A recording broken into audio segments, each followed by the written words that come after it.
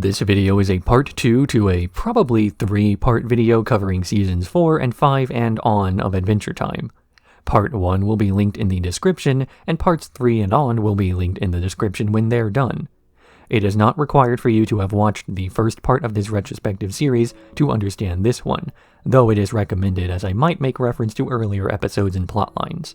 Oh, and if I mispronounce something, it is because I'm basing pronunciations off of the subtitles.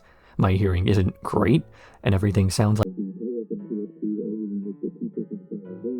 So be a little bit patient if one or two background characters have their names said weirdly. Like the first part of this retrospective, this video will be split into individual episode reviews, which themselves are split into 2 sections. The first to recap the episode's events, and the second to cover themes and motifs, and whatever else comes to mind. This short beginning section will ultimately be cut out of the final version of the video, set to come out whenever it does, and that will cover every season up to the 10th.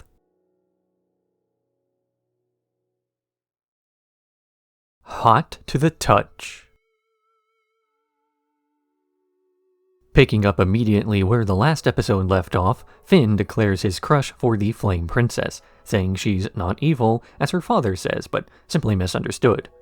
So he and Jake follow the trail of fire she's left to a forest where Finn declares that he likes her to her face. This causes her flames to grow more intense, though when Finn tries to put them out, she cries in pain and runs off. Finn chases her down, freaking the princess out as she declares she is going to start her own flame kingdom on the site of the Goblin Kingdom. Unable to get close without getting burned, Finn and Jake prepare to make fireproof suits with the help of Nepter, who's been hiding as part of a game of hide-and-seek for the last few seasons. Finn takes his Nepter suit out to talk to the Flame Princess and talk her out of destroying the Goblin Kingdom, but Jake and Nepter's attempts to put out some of the flames only hurt her. This makes the Flame Princess go into a frenzy that Finn's unable to stop. He begins to cry over the fact that his romantic endeavors have hurt so many people, but the tears that extinguish Flame Princess's fires make her deduce that Finn is a water elemental, and that he isn't hurting her on purpose. She hugs him, which burns, and the two are separated once more. Finn wants to confess his new crush to the Flame Princess in spite of the fact that all he's done is be hurt by her thus far, but it's not as though this is especially unusual behavior from him. He is currently in the middle of recovering from the heartbreak of having realized his relationship with Princess Bubblegum will never go anywhere, so it's not as though a little bit of emotional pain is something that will make a relationship fail, that's just the cost of being close to another person. Finn tries to convey this idea to the Flame Princess, but mostly he ends up hurting her when he tries to extinguish the fire she started throughout Ooh. His attempts to get closer only result in pain, and this is something that the Flame Princess treats as a negative, as to her, there's no positive association thus far. This is the initial difference between the two. Finn is willing to put up with a little bit of pain to get something nicer, while the Flame Princess only sees the pain without the feeling of love that comes towards the end. It isn't until seeing the source of this pain, Finn's tears, that she starts to realize that it isn't something he is consciously inflicting on her. Because it's one thing to hurt another person on purpose, but another to do so accidentally or because you can't help it. Seeing that Finn is crying means he's hurt just as much as she is when his tears extinguish her flames. And so the fact that he kept getting closer to her in spite of the pain rather than because of the pain is what caused her to feel that first bit of empathy, which is what gets her to realize the feelings, everyone's feelings, are mutual.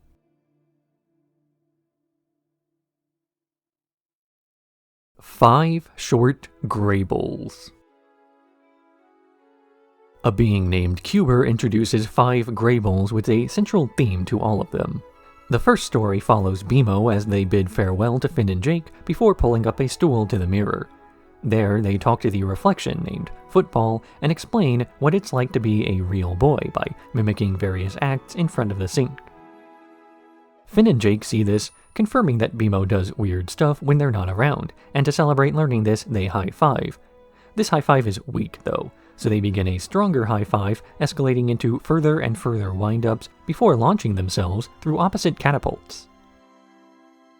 Princess Bubblegum is in her lab putting a cow through a centrifuge to make cheese, chemically altering a head of lettuce, cursing a loaf of bread, and so on to produce the most perfect sandwich, which she gives to Cinnamon Bun. He shoves it into his stomach without tasting it before belching the remains of the sandwich into her face. The blue guy smells something weird in his lair, blaming Gunther and banishing him for the stench.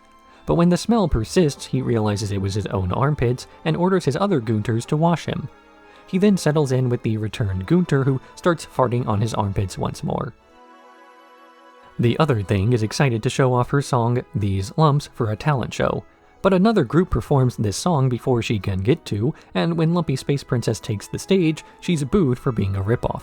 In frustration, she throws a basketball into the audience, which bounces off someone's face and into the basket. Repeating this trick rewards LSP with a victory until Finn and Jake's high five finally connects, and they win the talent show instead. Cuber then finishes the stories, asking the audience to pause their televisions to guess as to what the connecting theme of all the stories was. After a pause, he declares it was the 5 senses. BMO saw their reflection, Finn and Jake touched each other's hands, PB tasted a sandwich, the Ice King smelled his own armpits, and LSP tried to sing a song.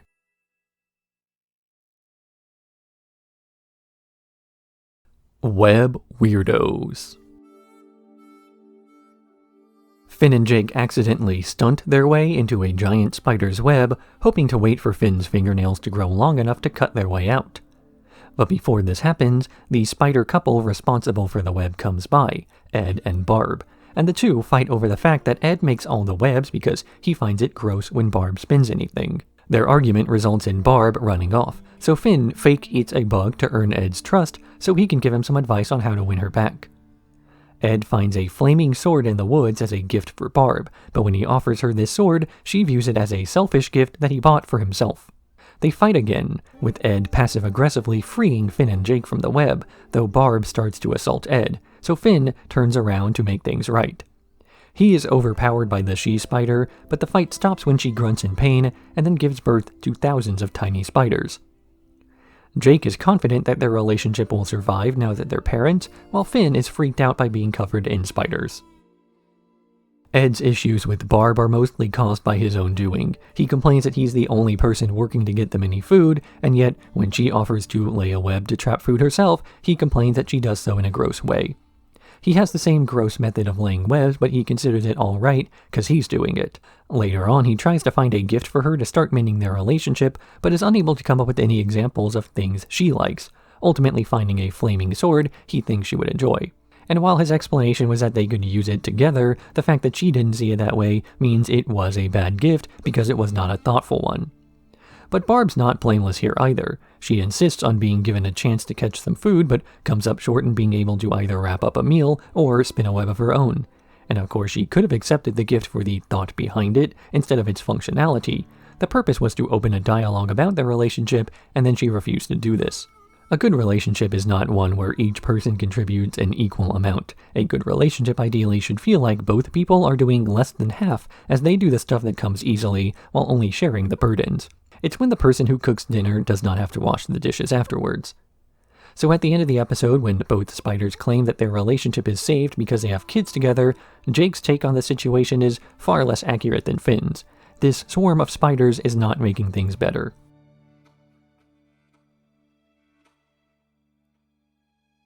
Dream of Love. Finn and Jake head to Tree Trunks' house to get an apple pie, where they see her and Mr. Pig in the garden as he never left after the events of Apple Thief. Their conversation turns to Mr. Pig's feelings for her, and at Finn and Jake's behest, the two start dating formally. But this results in the new couple making constant public displays of affection, which starts to distract and bother the people of the Candy Kingdom who have to watch it all. So Finn and Jake tell them to hide their love. Though they do this in so many different places, it only makes more people upset. They try to convince Mr. Pig and Tree Trunks to keep their PDAs in the privacy of their own home, but as they're against unmarried couples sharing a roof and don't want to rush into a marriage, Finn and Jake have to physically separate the two, taking Tree Trunks to her house to bake more pies as Mr. Pig goes back to the bar where he used to eat criminals. But the couple breaks into a song, titled Dream of Love, that convinces Finn and Jake to let them go back to each other. Their public displays of affection still gross people out, but Finn and Jake are okay with it now. Love, like all things, is something best done in moderation. Everybody loves love, but they tend to take exception to people who are expressing more overt feelings in public, as that lack of self-control comes across as a lack of care for other people's enjoyment. Tree Trunks and Mr. Pig are getting way too involved with each other during Princess Bubblegum's science music thing, to the point of stealing attention away from her and interrupting everyone else's day. This lack of accommodation for other space winds up escalating as all of their attempts to move their love aren't actually motivated by taking other people's feelings into account, but by them trying to find a place where they don't bother anyone, or rather, aren't around anyone who would be. But if all things are best done in moderation, that means that the moderation ought to be moderated as well. Because while the couple may be making other people uncomfortable, it's not actually something they do because they're malicious. They just really love each other more than they care about decency.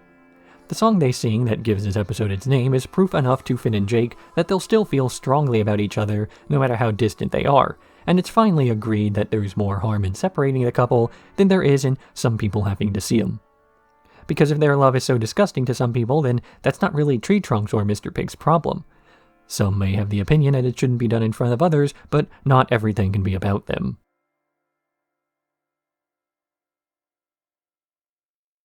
Return to the Nightosphere. Finn and Jake wake up in a pile of bananas inside of a jail cell, trying to piece together the story of how they ended up there. Jake's phone dies before he can watch a video he took of them entering a portal, but a prison guard there tells them they're inside the Nightosphere, then lets them go because his shift is over and no one's taking over. Jake observes the hellscape as they search for the teller, who can take them to Hunson Abadir, Marceline's father, and the leader of the Nightosphere, so they can ask why they were in jail. But all they get is an extraordinarily long line that, after waiting 666 hours, only takes them to another long line. A flying cloud comes in, zapping anybody who claims to have a question for Hunson Abadir until Finn and Jake decide to cut the lines to talk to him directly. He reacts by trying to zap them a few times, chasing Jake into a keyhole where he and Finn escape into another portal. As they're leaving, they hit Abadir on the head hard enough that Marceline pops out, declaring that they can never enter the Nightosphere again. Thinking their friend is in trouble, Finn and Jake vow to figure out what's going on. After taking a shower. Once clean, Jake looks through his charged phone for the full context, seeing that they were invited into the Nightosphere by Marceline for a jam session when her father came in, embarrassing her by offering her an amulet and the chance to take over his role as ruler of the Nightosphere. She rejected the offer, but when she puts on the amulet, it takes her over with dark energy, transforming her into the creature who they thought was Abadir last episode. They also learn the bananas they have been carrying around that keep warding off demons are basically a waste product. Finn and Jake don demon disguises so Marceline won't recognize them, and they enter the Nightosphere where they see her cursing the denizens. Unable to get closer due to the long line they can't cut in, Finn freestyles a political rap that causes the people to overthrow the government's rules and charge Marcy all at once. Finn uses this chance to take the amulet off of her, though they're still trapped as the demons are swarming Jake. So Finn dons the amulet to get evil powers he uses to free all his friends, though he transforms and starts to attack everything nearby. Hunson Abadir takes his amulet back, talking about how the stunt Finn pulled has earned his respect before getting yelled at for tricking his daughter into transforming like that. Finn and Jake spend one episode of this two-parter trying not only to leave the Nightosphere, but learning the context of why they were there in the first place. They spend the second episode trying to get back into the Nightosphere while learning why they weren't allowed back in. This confusion is revealed to be a feature of the Nightosphere. It runs on chaos and ambiguity.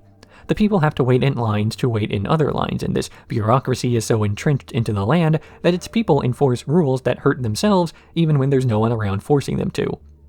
This is one aspect of apathy, that people are unwilling to make any significant changes to the world, even if these changes could be for the better, and they're so unwilling to change that they'll actually loop around to being very much in favor of reinforcing this society they hate so much, arguing that those in charge have good ideas because those ideas are all they know.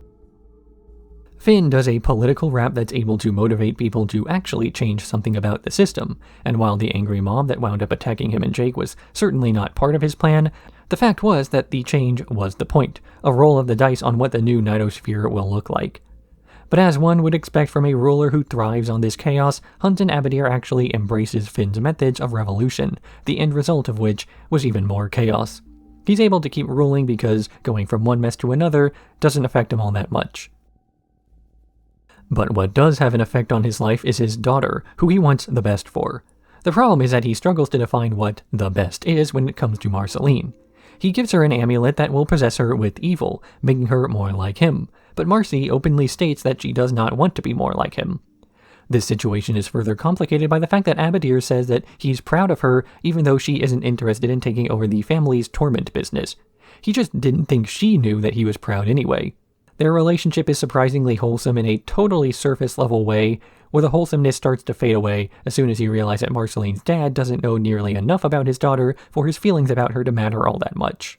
The chaos of the Nightosphere takes visual inspiration from Hieronymus Bosch's works, including his most recognizable, The Garden of Earthly Delights. Adventure Time borrows heavily from art history and pop culture when making its setting, but it borrows from the real world when writing its characters. A soul-sucking demon in charge of the underworld is actually just a silly dad trying and failing to relate to his teenage daughter, while he pushes her towards the family business when all she wants is to pursue her musical career.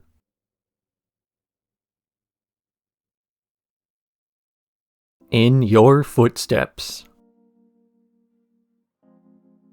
While post-parachute partying with the Candy Kingdom, Finn is approached by a bear who starts choking on a peanut. Finn slaps his back with the Enchiridion, saving him from choking, and the bear is so grateful for Finn's heroic actions that he starts following him around. Back at the tree fort, the bear is imitating Finn's actions, which causes Jake to grow suspicious, especially when he sees the bear wearing Finn's clothes and practicing Finn's actions in the mirror. Jake tries to warn him about this behavior, but Finn finds it flattering. Later, when the bear starts eating Finn's Finn cakes from the fridge, Jake catches him on video to prove it wasn't him.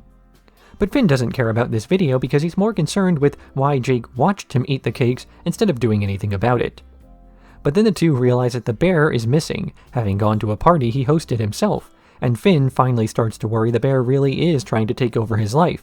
His suspicions confirmed when he sees the bear dancing with Princess Bubblegum. Finn rips off the bear's Finn mask and reveals that he is just a bear, but everyone already knew that. Finn catches up to this bear, pouting in the woods and saying he just wanted to be a hero too. So Finn gives the bear the Enchiridion, saying it will teach him all he has to know, and then the bear takes this book back to a cave, where the possessed snail containing the Lich takes it from him. Imitation is the most sincere form of flattery until it is not. It's one thing to mimic the actions and speech patterns and dress of another person, but another entirely to mimic the motivations and ideals of that person. Not that this was what was expected of the bear during this episode. As it's pointed out a few different times, he is just a bear trying to be more like a guy who smacked him with the book. There's no reason to look into it any deeper than that. But in this episode, they do look deeper than that. The bear is assumed to be trying to frame Jake for crimes or take over Finn's life by replacing him entirely.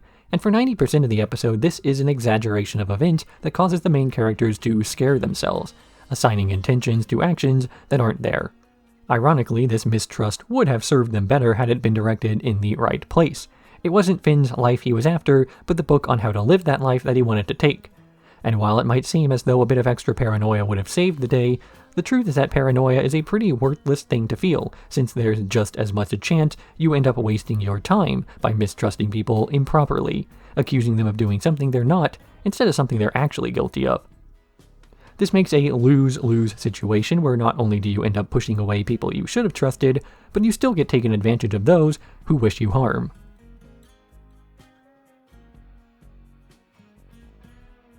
Hug Wolf. Finn and Jake are preparing to burn the Tree of Blight when a wolf with hearts for hands jumps out of the trees and begins to hug Finn. Jake finishes burning the tree, and the wolf gets burned by one of the cinders, fleeing into the woods. Finn then spends the next evening trying to hug everything, and the next morning he is approached by Cinnamon Bun, who says that Finn spent all night hugging him until it hurt. Finn tries dismissing this as another of CB's stories, but Jake looks up the symptoms and deduces that Finn has been hugged by a hug wolf. In spite of Jake's attempts to cool him off, Finn goes on a hugging spree the next night, and when he comes to the next morning, he voluntarily lets the Candy Kingdom arrest him, so he will hug no more. Jake leads the rest of the Candy people on a crusade to defeat the Alpha Hug Wolf, only to be joined by a shifted Finn, who broke out of jail by offering Cinnamon Bun more hugs, and he begins to hug this wolf aggressively. The two hug each other out, exploding into a hug shroom cloud before waking up in their normal forms, Finn as a human and the other wolf as a lady. Jake asks the lady for a hug, and she transforms into the Tree of Blight. I could make a point in this episode about the way in which the Hug Wolf plague is spread in a similar way to an STD, and the fact that considering this makes censoring the word hug from this episode's audio track darkly funny as a result, but frankly that's probably reading too far into it. At least there's no need to look into werewolves and their derivative stories as any more than an allegory for what they were originally meant to be, with a bit of leeway for adaptation meant for children.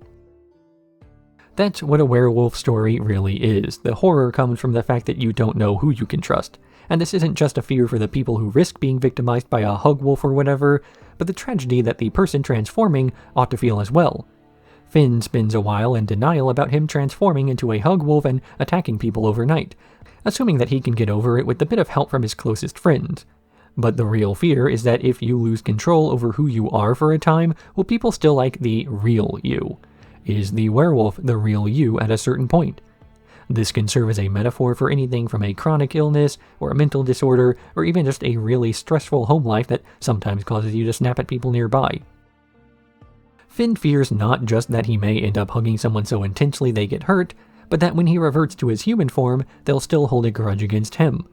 So the human Finn volunteers to arrest himself for crimes another version of himself has committed. The tragedy of a werewolf story is that it doesn't matter whether the wolf in you is the bad guy or not, both of you end up suffering.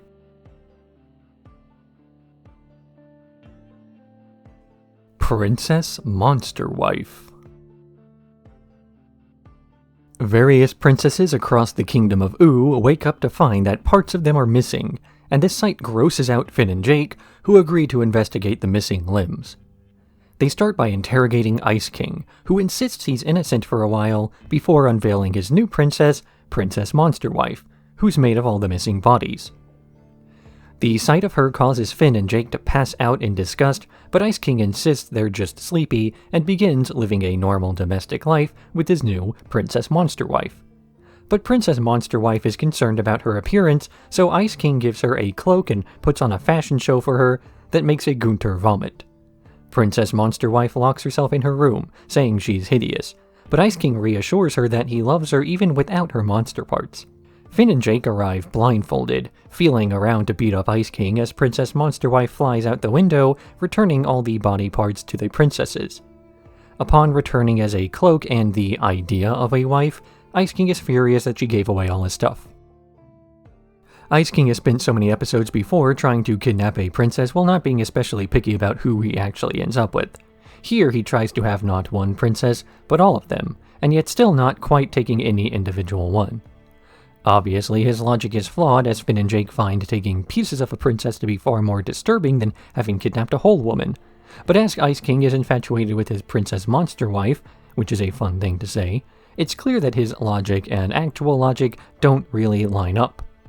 One might then get the impression that while Ice King wants a princess, his actual desire is more about the idea of a princess than any particular woman, something backed up by previous seasons showing that he considers a lost love of his to be the princess that he seeks. And yet he ends the episode with a cloak and the idea of a princess. No tangible parts, but still able to communicate. And he hates it, clearly wanting his stuff over anything else. So it's not the idea of a princess that he wants, but the idea of ownership of a princess. He wants the control, and it doesn't really matter who or what it is.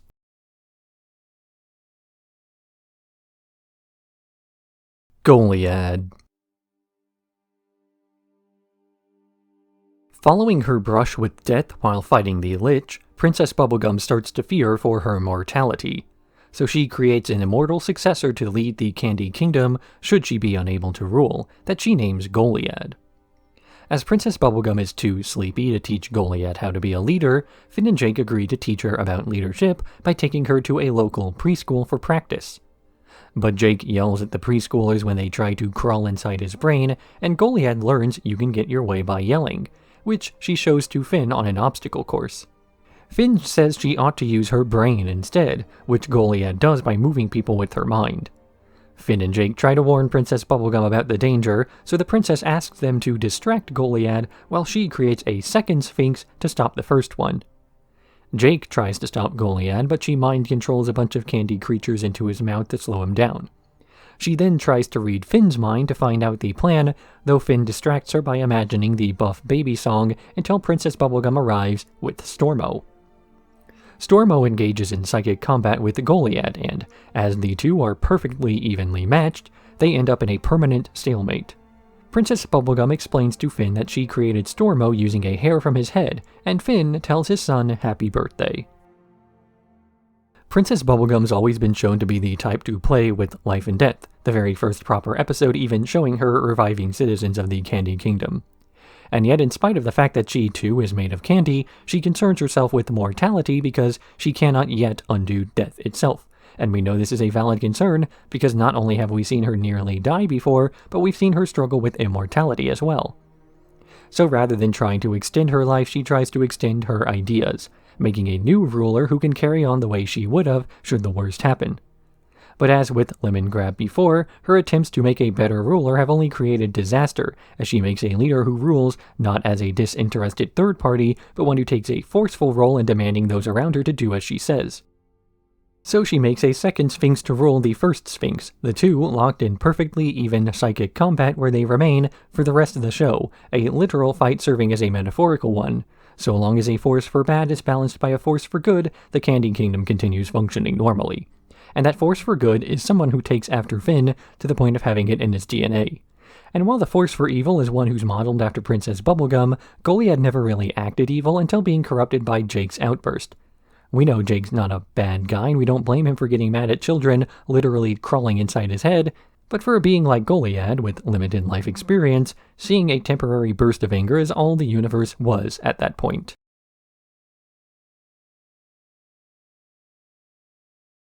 Beyond this earthly realm. Finn and Jake are spelunking in a mystery cave when Finn comes across a lamb idol he wants for his bathroom. But when he touches it, he disappears, with Finn's face appearing on the lamb. Jake takes this idol home to come up with a way to free Finn from it by playing his favorite songs and favorite games. But in truth, Finn is trapped in the spirit realm, where no one else can see, hear, or touch him, except for Ice King, who can see Finn with his wizard eyes. He promises to free Finn from the spirit realm if he first purges the Ice King's castle of all the spirits wandering about. Finn does this only to overhear the Ice King singing about the fact that he's the only one who can see Finn, and that Finn will have to be his friend now. Finn threatens to free all the gross spirits, so Ice King agrees to hold up his end of the bargain by breaking the lamb idol Finn's trapped inside of. But when he arrives at the tree fort to smash it, Jake fights him off, and the Ice King is so ashamed of his body, he trips and falls on the lamb, trapping both of them in the idol. But when the Ice King is freaking out over the spirits touching him, Finn notices he can influence TV static, and the two get the idea to combine their powers to subtly blow over the lamb, breaking it and freeing them both. Adventure Time is the type of show that can simultaneously have wacky, lighthearted humor like Jake embarrassing Finn by unknowingly showing all the weird spirits a kid song he thinks Finn still likes, while also having those weird spirits exist. These are far from the character designs one would normally expect to see in anything less horrifying than a Renaissance artist's depiction of hell, and yet they can be played off as an elaborate series of sight gags as long as the episode still tonally remains consistent.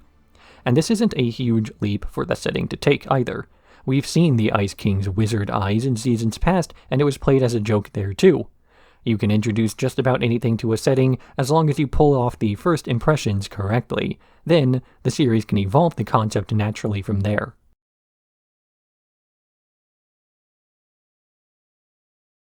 Gotcha. Lumpy Space Princess, still living in the woods, is bragging to Turtle Princess about all the various woodland creatures who are flirting with her, and Turtle Princess asks if she can write a book about showing off lumps to guys that will help with her romantic struggles. LSP goes to Finn and Jake's tree fort to start researching for her book by pretending she's going to be their adventuring secretary, until she actually has to go on an adventure where she chases after her garbage clothes and gets trapped inside of a cursed mirror.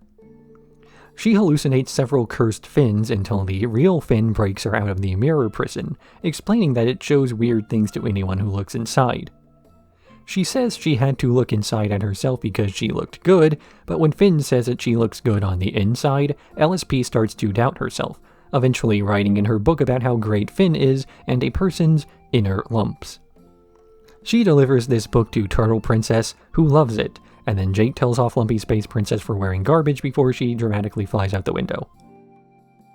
LSP learns a generic lesson about inner beauty explained to her as inner lumps that is already known to everyone else but her.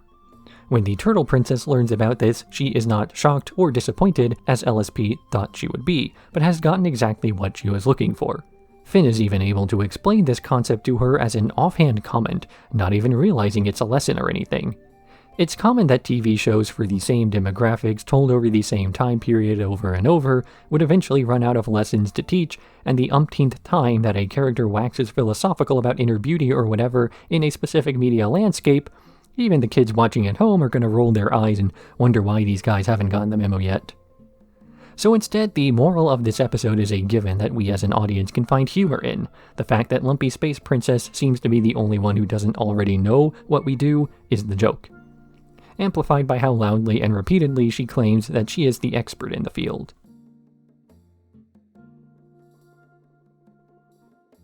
Princess Cookie. The Candy Kingdom is in a hostage situation as a cookie named Snaps is demanding Princess Bubblegum's crown in exchange for the hostages he's taken. Princess Bubblegum is not planning on giving up her crown, so she sends Finn and Jake in to deal with the cookie. Jake at first saying he wants to disguise as a mailman to sneak in, before PB says he would be better off as a milkman. Finn disguises as Jake's shadow, and the two enter, with Finn taking out Snap's chocolate chips as Jake keeps him busy with conversation. While talking to him, Jake learns that Snap used to be an orphan before Princess Bubblegum inspired him to be anything he wanted to be, and he chose a princess, which PB shot down. Jake then decides that he's going to work with Snaps to help him live out his dream of becoming a princess, because he wanted to be a mailman himself, and the two work out a deal to get Snaps a horse to leave on, so he can begin his own kingdom. But the horse she provides is a banana guard inside the suit from The Eyes, and Jake realizes that PB plans on throwing Snaps, Princess Cookie, into the dungeon.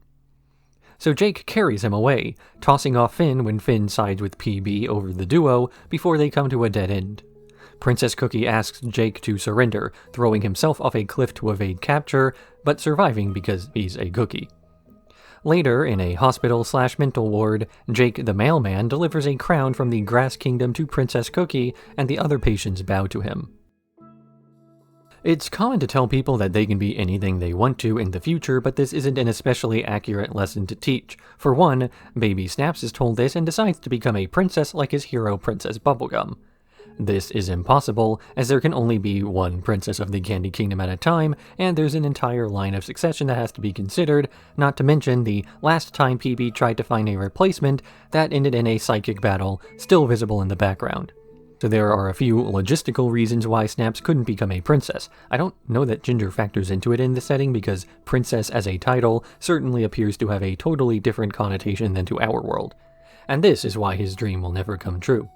Of course, that's assuming that Snaps actually wanted to be a princess in the first place. It's more likely that his actual dream was just to be more like Princess Bubblegum, and the title was merely something associated with that. The dream of wearing a crown had far to do with the connotation than it did the crown itself. This is why Princess Cookie turned down an escape attempt with Jake as they were running from the banana guards. That isn't the type of thing that Princess Bubblegum would do.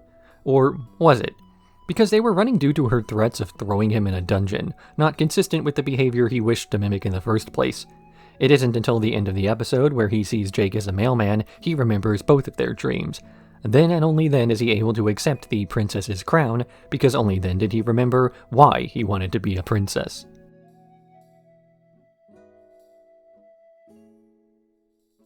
Card Wars.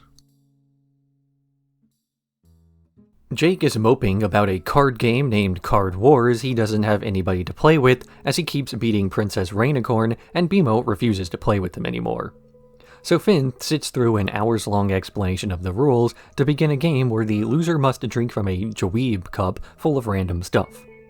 Jake immediately sets up a large combo involving corn warriors, but Finn dismantles it by summoning a pig to eat his fields, causing Jake to start losing once Finn has the hang of things. Jake starts destroying his own field and summoning stronger monsters as he demands Finn finish the game, and as Jake gets angrier and angrier, Finn decides to take a bathroom break. He sees BMO, who explains why they don't play with Jake anymore. Jake is a sore loser who will refuse to talk to Finn if he wins. So Finn pivots his strategy to losing on purpose without making it look like he's throwing the game, eventually losing when his pig refuses to leave Jake's mud fields. Jake wins the game and makes Finn drink from the dweeb cup, which Finn pretends actually tastes good to trick Jake into drinking out of it too. The point of a game is to have fun, and sometimes having fun means taking things very seriously.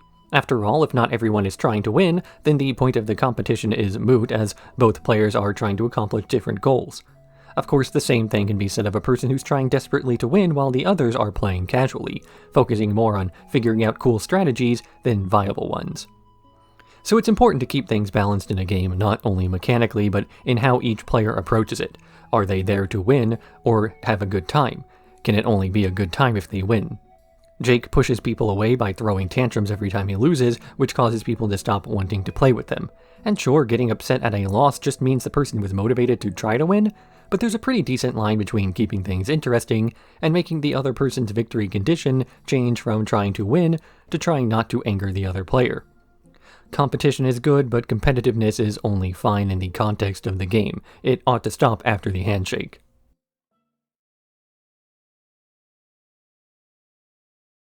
Sons of Mars.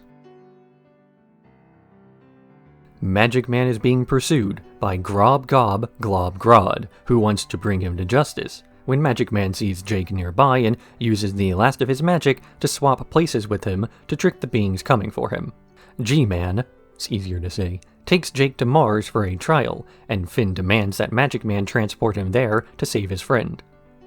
But as Magic Man has limited magic left, he instead shows Finn a Martian teleportation device powered by thinking really hard about someone you care about.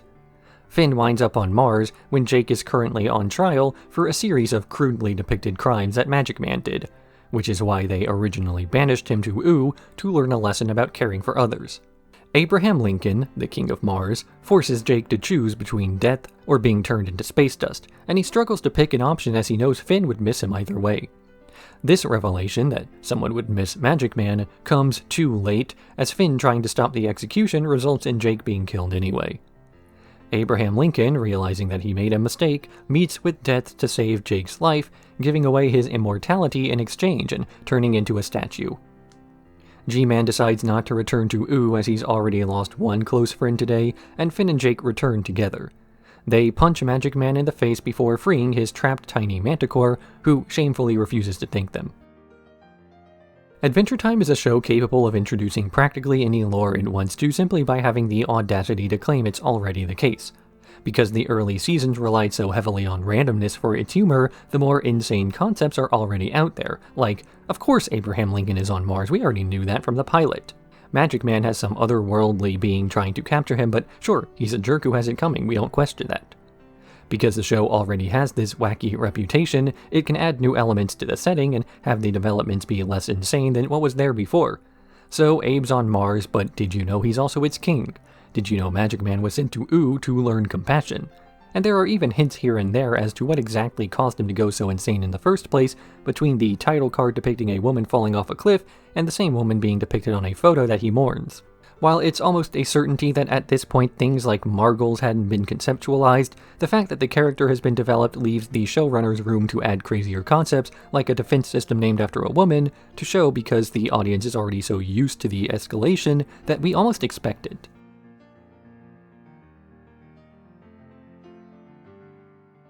Burning Low. Finn finishes building a house for Flame Princess, her fire now hurting him far less than it used to, while him jumping into water to put out her flames doesn't hurt her as much either. Finn and Jake return home where they see Princess Bubblegum collecting taxes, but when she learns that Finn and Flame Princess have been dating for a while, she panics and runs back to her diary. The next day, she goes to the tree fort to explain some math to Jake, as Finn slips out to hang with Flame Princess some more. She asks Jake to explain what she explained to Finn, and he agrees, though Jake assumes what BB was actually explaining was that she was jealous of them. PB later sees Finn writing love letters to the Flame Princess, and Finn finally confesses that he had a crush on PB for years that she never reciprocated. But as she explains to Jake later, she wasn't trying to stop Finn from spending time with Flame Princess out of jealousy, but because the princess is unstable, which is why she was imprisoned in the first place, and if she is kissed, she'll melt into the core of the planet. PB and Jake rush over to stop them from smooching but are too late, and Flame Princess begins burning into the planet's core. Finn dives in after her, with Jake plugging the melted hole with his body, and PB tells him to hold that position because it will cause the flames to burn out all the oxygen, suffocating her and Finn. Though Finn's able to resuscitate Flame Princess with another kiss long enough for them both to survive being lifted out of the pit, where the two decide to kiss indirectly with a rock instead. It is easy at first to make the same mistake that Finn and Jake made in regards to Princess Bubblegum's intentions during this episode, seeing her reaction to Finn dating Flame Princess as jealousy that she missed out on an opportunity, her attempts to stop them from going past the first tier being far more personal than simply trying to stop a planet from melting. But some of the foreshadowed history between her and Marceline that gets confirmed later makes any feelings beyond pragmatism more apparent. Yes, the read on PB being jealous of Finn was correct, but not because she was jealous of the Flame Princess, but of Finn himself. She's messed up a relationship before by being unable to support her girlfriend in a time where she needed her, and here she sees Finn in a very similar position where he can't be close to Flame Princess without literally hurting himself. And then he burns himself anyway, allowing his love of her to overcome the obstacle that reminds PB of an obstacle she once ran from. But intentions aside, what Princess Bubblegum really did to Finn was break his heart, though she never tried to. It's possible for a romantic situation such as this to have no bad guys. PB always viewed Finn as a younger brother due to the age difference between them, and this even contributes to her actions here, seeing someone she cares about hurting themselves in a relationship doomed to future harm, and then knowing it will end badly because of her personal experience. It might be satisfying to see Jake yell at her on a first watch through, but looking back, you wish he had understood the point in more ways than one.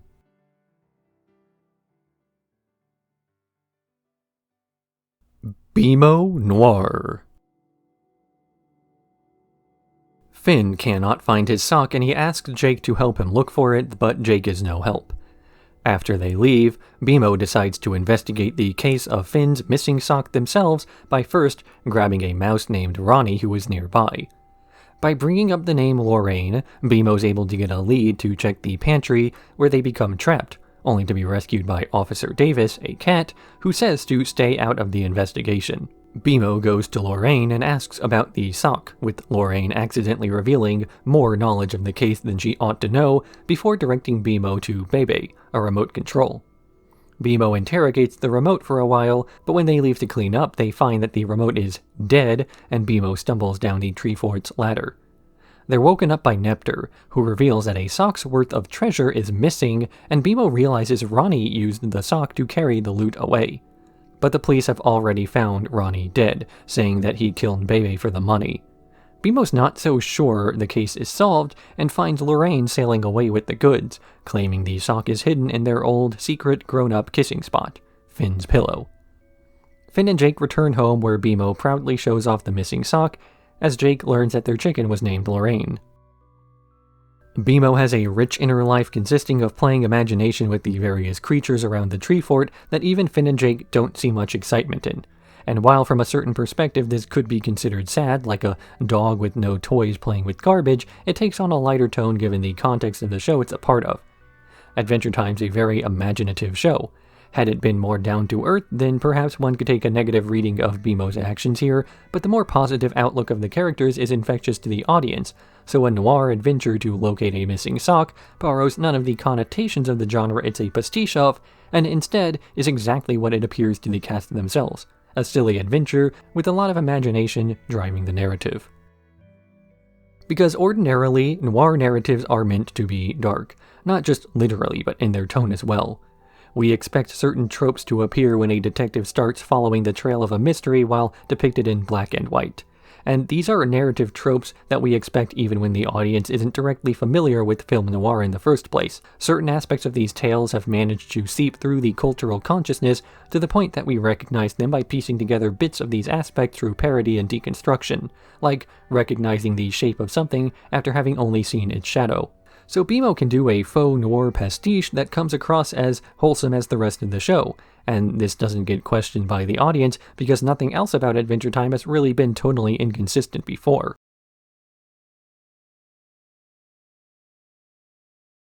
King Worm.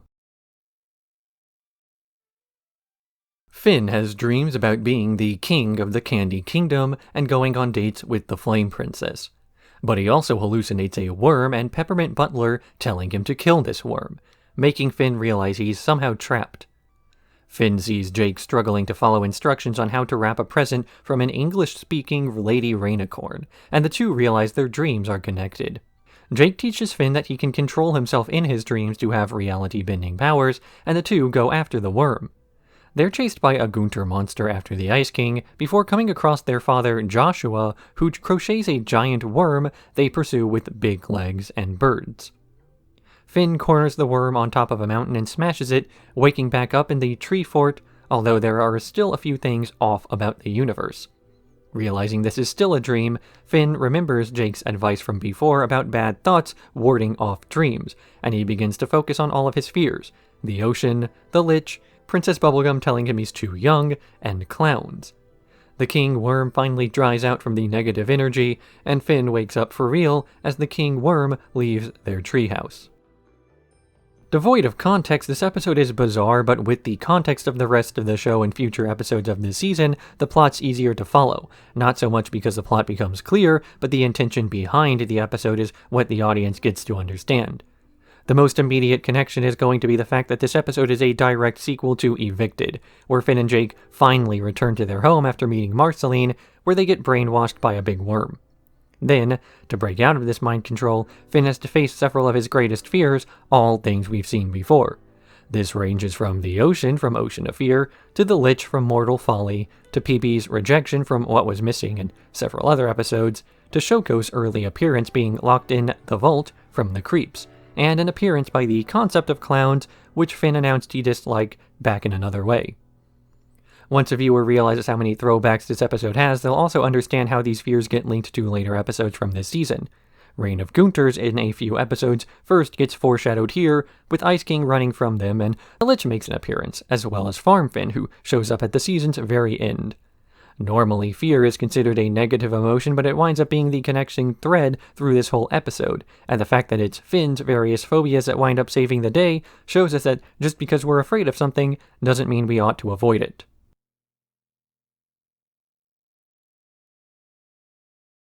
Lady and Peebles.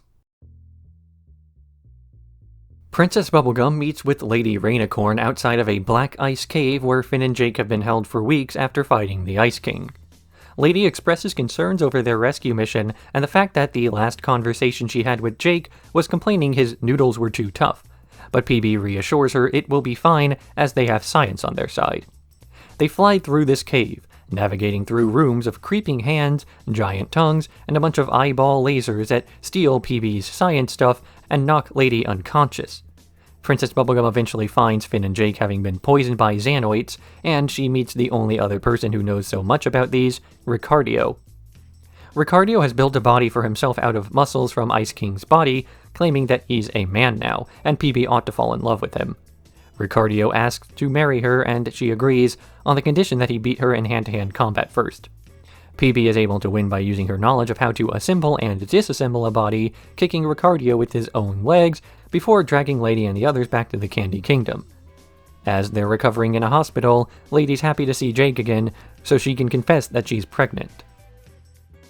It's a clever bit of dual foreshadowing in this episode that Princess Bubblegum's heartbeat detector gets used, not only suddenly revealing the multiple heartbeats following them as Lady's unborn children, but the fact that the real antagonist of the episode was not Ice King as they assumed, but a walking heartbeat Ricardio.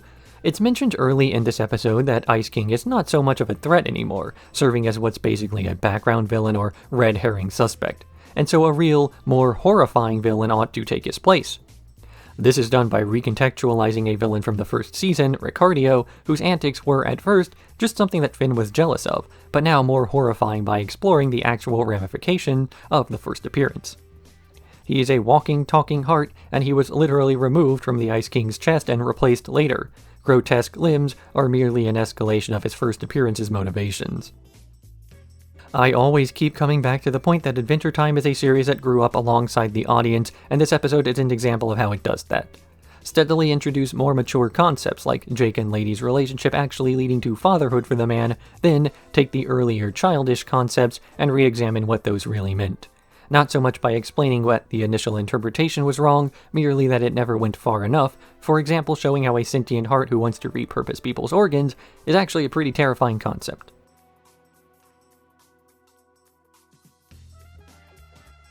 You made me. Finn and Jake are leaving the Candy Kingdom after helping to test Princess Bubblegum's aura visualizer when they see two banana guards watching security footage. These guards point out that the Earl of Lemongrab has been watching various members of the Candy Kingdom while they sleep, so PB confronts him, where Lemongrab runs away screaming because PB made him the way he is.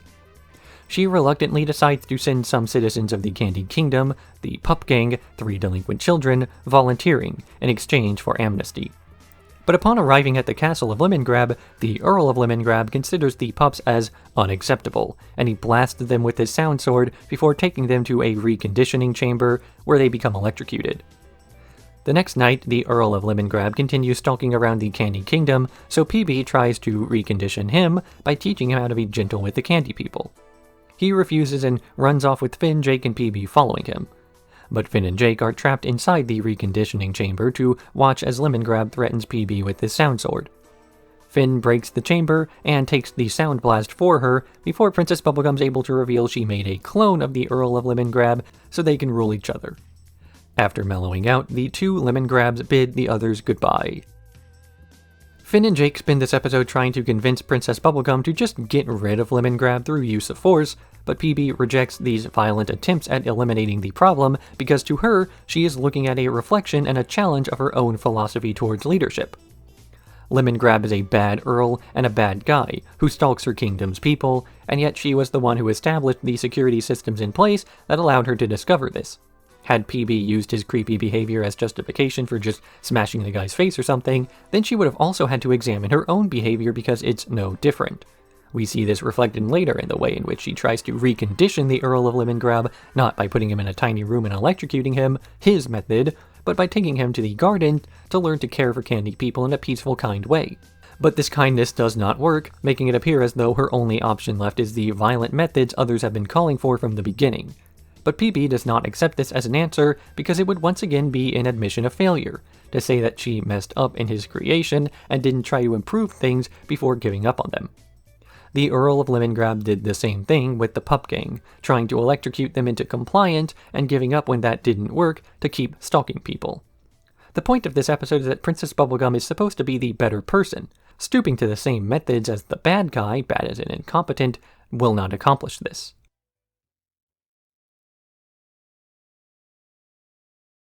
Who would win? Finn and Jake are having some bro time together gliding over a cliff when they see the farm, a giant barn with human limbs, fighting against the Marauders and winning. A being named the Train tries to fight it after the rest are defeated, only to be crushed, dragging himself away to get new legs. Finn and Jake realize that if they defeat the farm, they'll become bro legends, or brojins, but they're not powerful enough to win yet. So the two of them begin to train together, only for Jake to spend more time maintaining his ranking in Compy's castle than practicing with Finn. So Finn takes the console and smashes it, which causes Jake to begin fighting him more seriously. Their fight devolves into biting and pantsing before they race back to the farm to fight him so the other one can't. But both of them are smashed and have animals dumped on them. Finn and Jake share a dream where the Dream Warrior teaches them about cheap cars, sweatpants, and golden apples before waking them up with the water hose. Now reinvigorated, Finn and Jake fight the farm together using cheap tricks like throwing mud in his eyes, pulling down his pants, and biting his butt. For their victory, Finn and Jake are celebrated by the Marauders and given Brogend medals. Finn and Jake take down the farm by using dirty fighting techniques and yet are rewarded by the Marauders anyway. This is because all fighting is dirty fighting, and since you're going to be fighting dirty anyway, you might as well commit to the techniques. But the only way that Finn and Jake learn to fight dirty in this episode is by arguing with one another. They start their training by trying out actual fighting styles, or what we have to assume are considered proper, and only when Finn breaks Jake's game console does the fighting become dirty, or rather, fighting because they actually want to hurt the other guy. It's discovering this reason to fight that's more important than how you're fighting. The two even begin the episode with this in mind as they train together so they can fight together.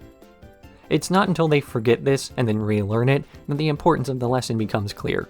Finn and Jake did not want to defeat the farm. They wanted to defeat the farm together. The whole purpose of their training was to fight him more effectively, and ironically it wasn't until they stopped fighting for each other and started fighting against each other they actually began to properly prepare. The Dream Warrior teaches both of them lessons on fighting by showing them that they knew how to fight dirty all along, and in doing so, reminds them that they knew how to fight for each other all along. Because all fighting is dirty unless it's for a good reason, and getting closer to your bros is a great reason.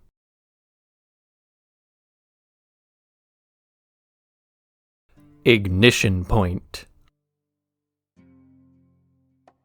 While playing with smells, Flame Princess starts lamenting that her scented candles were left behind in the Flame Kingdom and she cannot retrieve them without seeing her father again. So Finn and Jake volunteer to get the candles for her, though they overhear two conspirators discussing an assassination plot while in her bedroom. Finn and Jake sneak around the Flame Kingdom to find these conspirators, identifiable by their accent and untied shoe, only to get chased around by the chef when they mess up his blueberries. They disguise themselves as actors to evade him when Jake gets the very original idea to reenact the conspirators' plot on stage and to check the audience for guilty expressions. They begin discussing extinguishing the Flame King with ice when the Flame King accuses them of disguising treason as a play. He orders his executioners to execute them when Finn sees one of their shoes is untied and the other has a distinctive accent. He then calls attention to this to the Flame King, who unmasks them to see they are his nephew seeking revenge for the assassination of their father. Hearing that the Flame King became king with fratricide, Finn asks if all the people are evil in the Flame Kingdom, and if it's possible to turn an evil princess from evil to good with love. Finn and Jake return the scented candles, where the Flame King peeks out of the fires and begins whispering evil to his daughter. If you're familiar with the plot of Hamlet, then you'll understand Jake's plan during this episode as being derivative of that play. If you're familiar with the mechanics of tabletop role-playing games, then you'll understand Finn's concerns during this episode as being derivative of the implementation of morality in certain popular systems. Adventure Time is the sort of show where the Globe Theater and a table in some guy's basement can find common ground culturally, calling upon both aspects of society at once while not treating one as higher or lower than the other. The stories told on the grandest of stages are just as important to the audience as the things made up on the fly by a friend on a weekend night. No story is more or less important than anything else, at least not intrinsically. The only thing that matters is how much that story means to the person who's hearing it. So Flame Princess's grandma candles probably don't mean much to the average person, but they're valuable to her, and Finn's attempts to save the Flame King from an assassination attempt have only saved a person who's self-confessedly evil. But that's not important because he stopped someone from being killed painfully. Sitting there and moralizing over whether it was the right thing to do is pointless because it felt like the right thing to do. Flame Princess is supposedly evil, but that doesn't mean Finn is going to let her dad die. And being supposedly evil won't prevent a good guy like Finn from trying to find the goodness in her.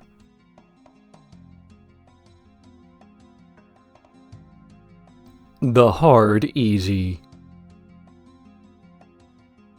Finn and Jake are approached by a river scamp from the Wooby Woo village who tells them of a mega frog who's been harassing them. The Wooby Woo elder gives them a bag of lollipops as a gift for agreeing to defeat this frog, and Jake uses the candy to leave a trail so they don't get lost following the frog's footprints. But they run out of candy quickly and become lost, setting up a campfire by having Jake get struck by lightning. But when they see the frog in the distance, they put out the fire to attack, only to get beaten up by falling logs from a giant fake frog. Before they can come up with a plan to lure out the mega frog, it appears behind them by grabbing Finn.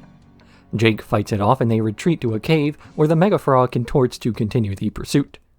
Finn is knocked out and Jake gets his face grabbed and bit, but then Finn remembers a few details of the mega frog, and he deduces it's a frog prince.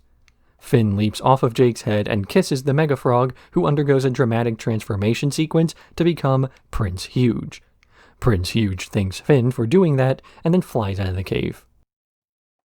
The Princess and the Frog is one of those Western fairy tales that most people are already familiar with, so this episode gives it that Adventure Time style by turning the frog into a monster and having it terrorize a bunch of fish dudes with semi-improvisational dialogue.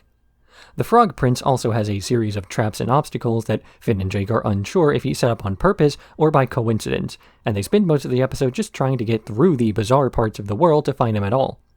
And yet, in spite of these obstacles being things that Finn and Jake have certainly overcome in the past, their eventual meeting with this giant frog sees Jake nearly getting eaten, at least until Finn starts piecing together random sentences with no correlation aside from the answer. It's pretty lazy if not outright nonsensical foreshadowing for the eventual twist, but it's foreshadowing Adventure Time style, like all the rest of the plot beats thus far. This is why Finn is able to solve the mystery in the end to recognize this story for the fairy tale that it was, because he is used to this sort of, for lack of a better term, nonsense, and he can navigate random plots with ease.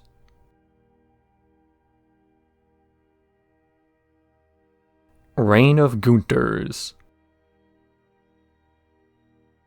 Ice King is searching for his demonic wishing eye, while Gunter is desperate for attention, with Ice King grounding him to the corner while he flies to Wizard City to get a new one. While in Wizard City, Ice King starts to talk with the Huntress Wizard about how esoteric everything there is before he enters a magic item store where he overhears part of a secret wizard conversation, and then the secret wizards attack him. Meanwhile, Gunter has taken the demonic wishing eye and the kitten from Chamber of Frozen Blades out from a hiding spot, creating hundreds of clones of himself and attacking Finn and Jake's tree fort. They soon learn that nearly all of Oo has fallen to the Gunter invasion, and they head to the Candy Kingdom next. Finn tries to help out Princess Bubblegum with a plan, though he does not tell her this plan at the advice of a self-help book Jake keeps around as a joke. The Gunters defeat the Banana Guard before storming the walls of the Candy Kingdom, where Finn does his plan, giving them every glass bottle they want to smash. But Gunter smashes every one of these bottles, so Princess Bubblegum offers to have them reassemble them to be smashed again forever.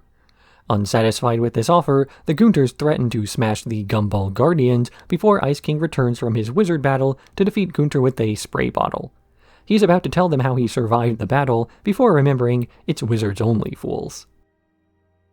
Gunter is acting up throughout this episode, with Ice King being the only person capable of controlling him, ironic given that Ice King is depicted through the rest of the episode as being the least capable of doing anything else. He spends the episode complaining about all the other wizards keeping secrets from him while getting ignored or spoken down to, and then he arrives at the very end of the episode, unable to explain how he survived the encounter, but able to effortlessly dispose of a threat that felled the greatest minds and armies of the Candy Kingdom.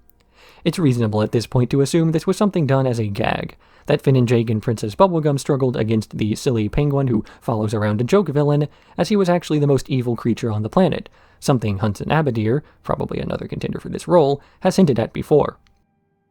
The name Orgalorg has probably not been considered at the moment this episode was made, as Adventure Time is a show that benefits from being spontaneous, both in the episode-by-episode plots and the grand scheme of things. So using Occam's razor to determine just how serious we are supposed to take these character moments is the best option currently available. Also, I'm not really sure if it's Gunter or Gunther or Gunther. The characters seem to alternate between them pretty arbitrarily.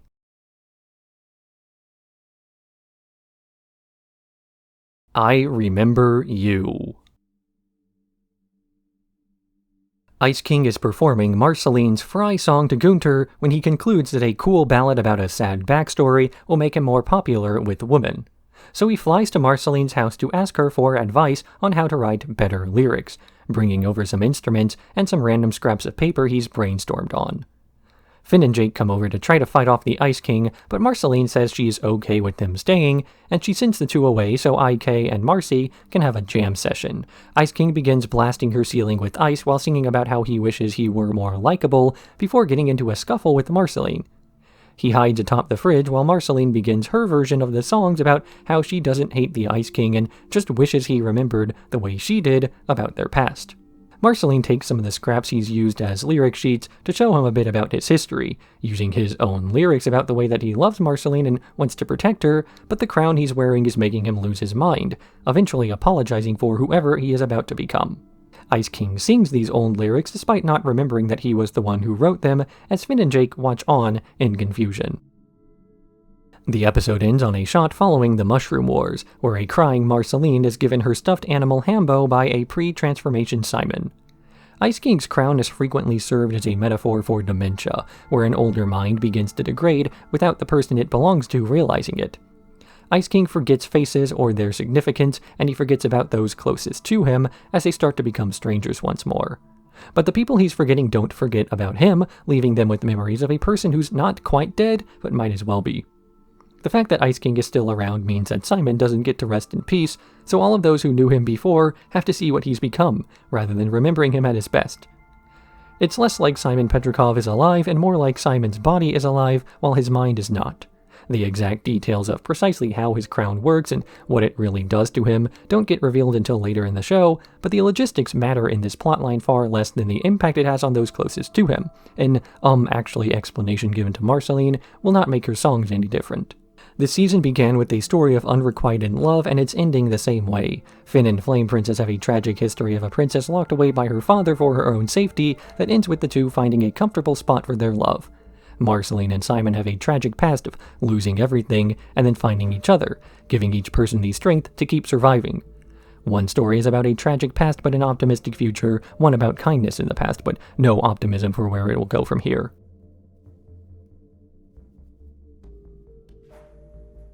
The Lich.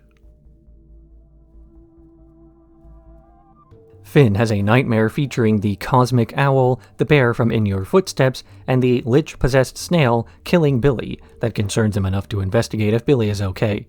He and Jake enter Billy's crack and ask him about the dream, to which Billy responds by recruiting the two and gathering crystals from each of the crowns of the princesses across U. After gathering these, they place the jewels inside of the Enchiridion, where it glows and a man with a book on his head explains time portals, an explanation Billy skips over to say he's going to push the Lich into a wormhole. The final jewel they need is from Princess Bubblegum, the theft of which results in a scuffle where Finn's cheek is cut by PB's scissors. As they're about to activate the Enchiridion and give it to Billy, PB warns them that Billy is the Lich, and the book starts transforming as the Lich beckons Finn closer. Finn tries to smash the book to prevent it from falling into the Lich's hands, but this causes a portal to open, with the Lich climbing inside. Jake grabs onto him with Finn helping him to be anchored, but they fall through anyway. The episode ends on a boy who resembles Finn next to a regular dog who resembles Jake as he practices the flute before his mother calls him inside for something urgent. This episode is less of a season finale and more of an arc finale, wrapping up concepts introduced between season 1 and now. It's not merely about finishing off the Lich and the consequences of his appearance, but about wrapping up some of Finn's story arc as well.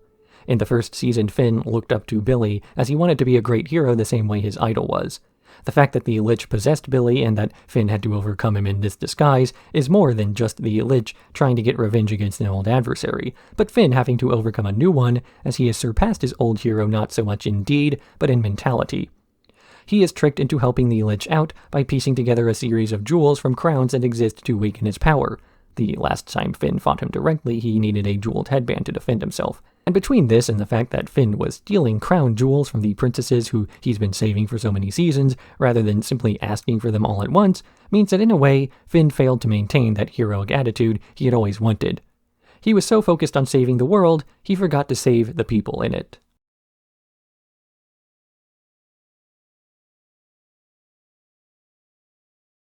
Finn the Human. Finn and Jake follow the Lich into the portal where he enters the Time Room. They follow him only to find it empty, save for Prismo, who says he just granted the Lich a wish to exterminate all life.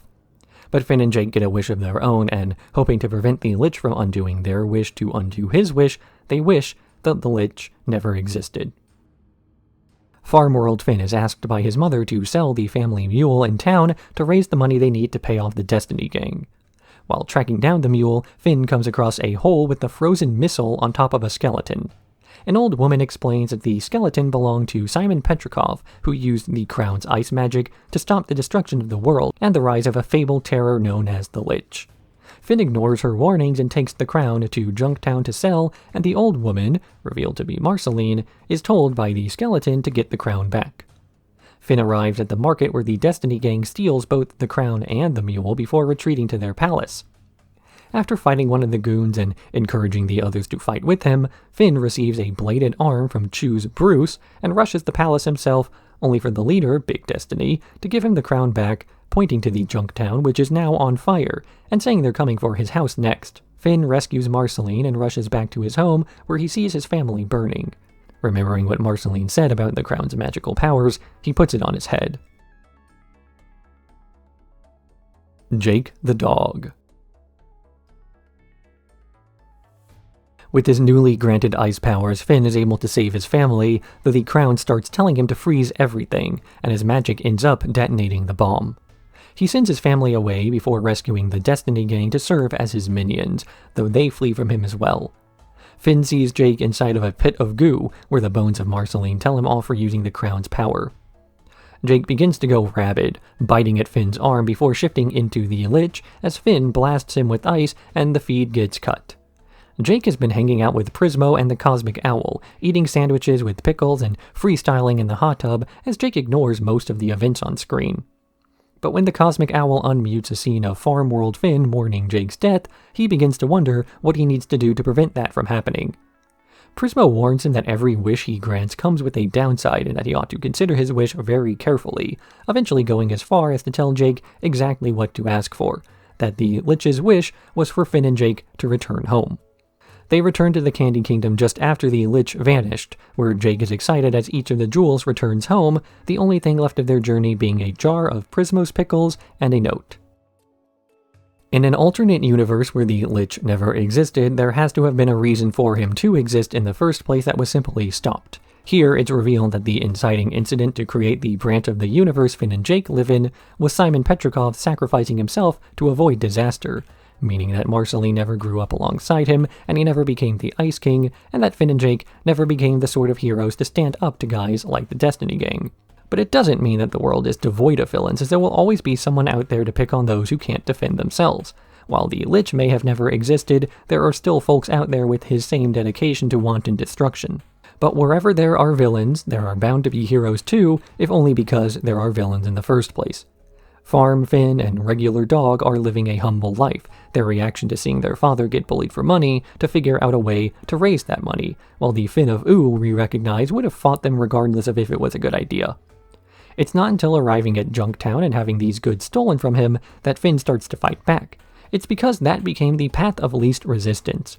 Before, the easiest way to live life was for Finn to keep to himself, drawing no extra attention and doing what he can to satiate the greed of those around him. But when that becomes impossible to do, he just fights. The peaceful solution was the best solution until it wasn't, and then the violent solution became the only solution, so it was inevitable. So all of this implies that the Finn and Jake that we know are adventurers not because adventuring is all they know, but because adventuring is all they can know. The first part of this three-parter was the culmination of Finn meeting his hero Billy and trying to be as much like him as possible. The story then ends with a tale of what would happen without a Billy for Finn to look up to.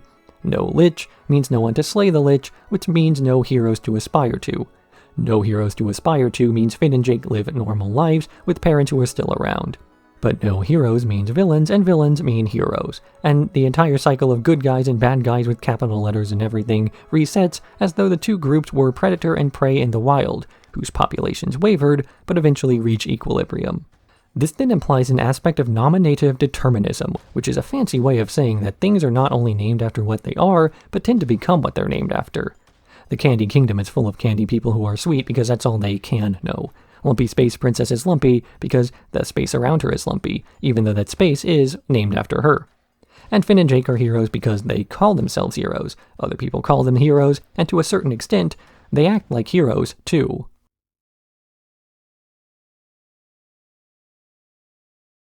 Five more short Graybles. Cuber hosts 5 more short Graybles like the episode title, once again asking viewers to guess the theme between them.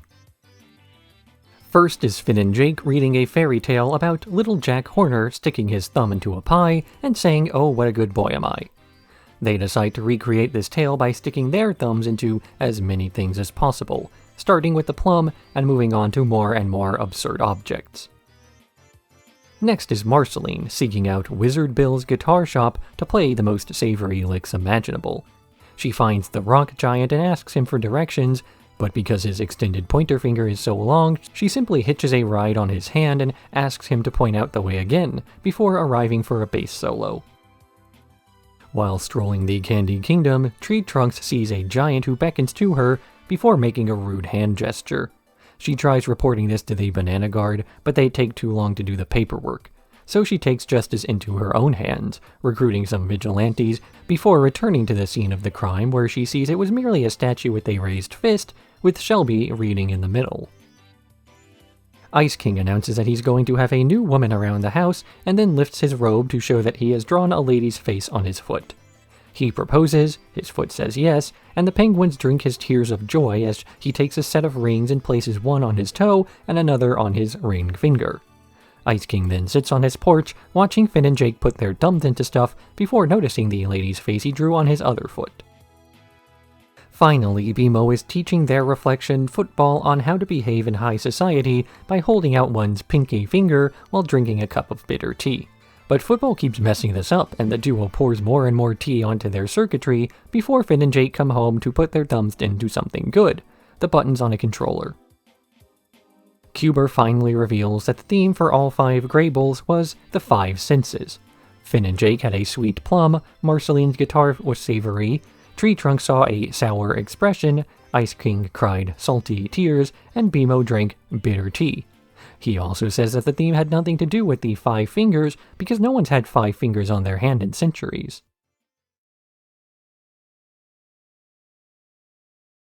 Up a tree.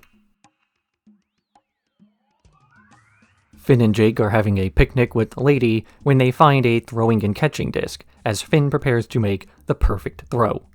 But his perfect throw arcs the disc on top of a big tree. Finn rejects Jake's assistance as he wants to get the disc himself, though a porcupine offers to assist him by boosting Finn up with his spikes. This only hurts Finn's butt, but is able to use the quills left behind to begin the climb upward. A squirrel then offers to assist him by giving Finn an apple that will replenish his energy, and although Finn rejects this at first, the squirrel forces it into his mouth. It turns out to be a cursed apple that shrinks Finn, but he continues to climb anyway.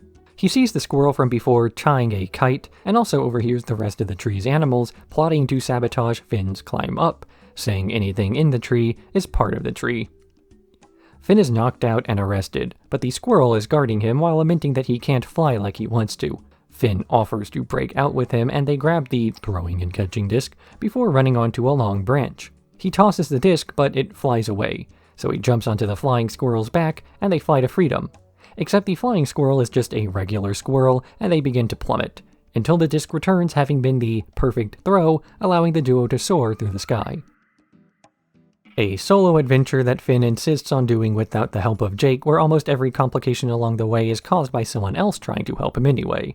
He rejects the porcupine suggestion to use cartoon physics to boost him up to the top of the tree, but still uses 2 quills to climb up, despite that being equally unrealistic.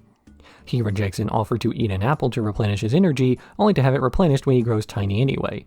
It wasn't that he didn't want the boost, he just didn't want other people to offer it to him. These feelings are almost vindicated near the middle of the episode when it's revealed everyone in the tree was actually part of a big conspiracy to prevent him from taking something that belonged to the tree. But it's then given a logical conclusion with Finn not accepting someone else's help, but offering to help another person to escape as well. Although, that's probably reading too far into it.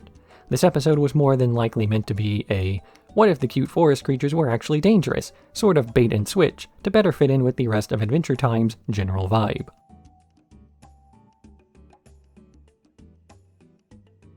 All the Little People.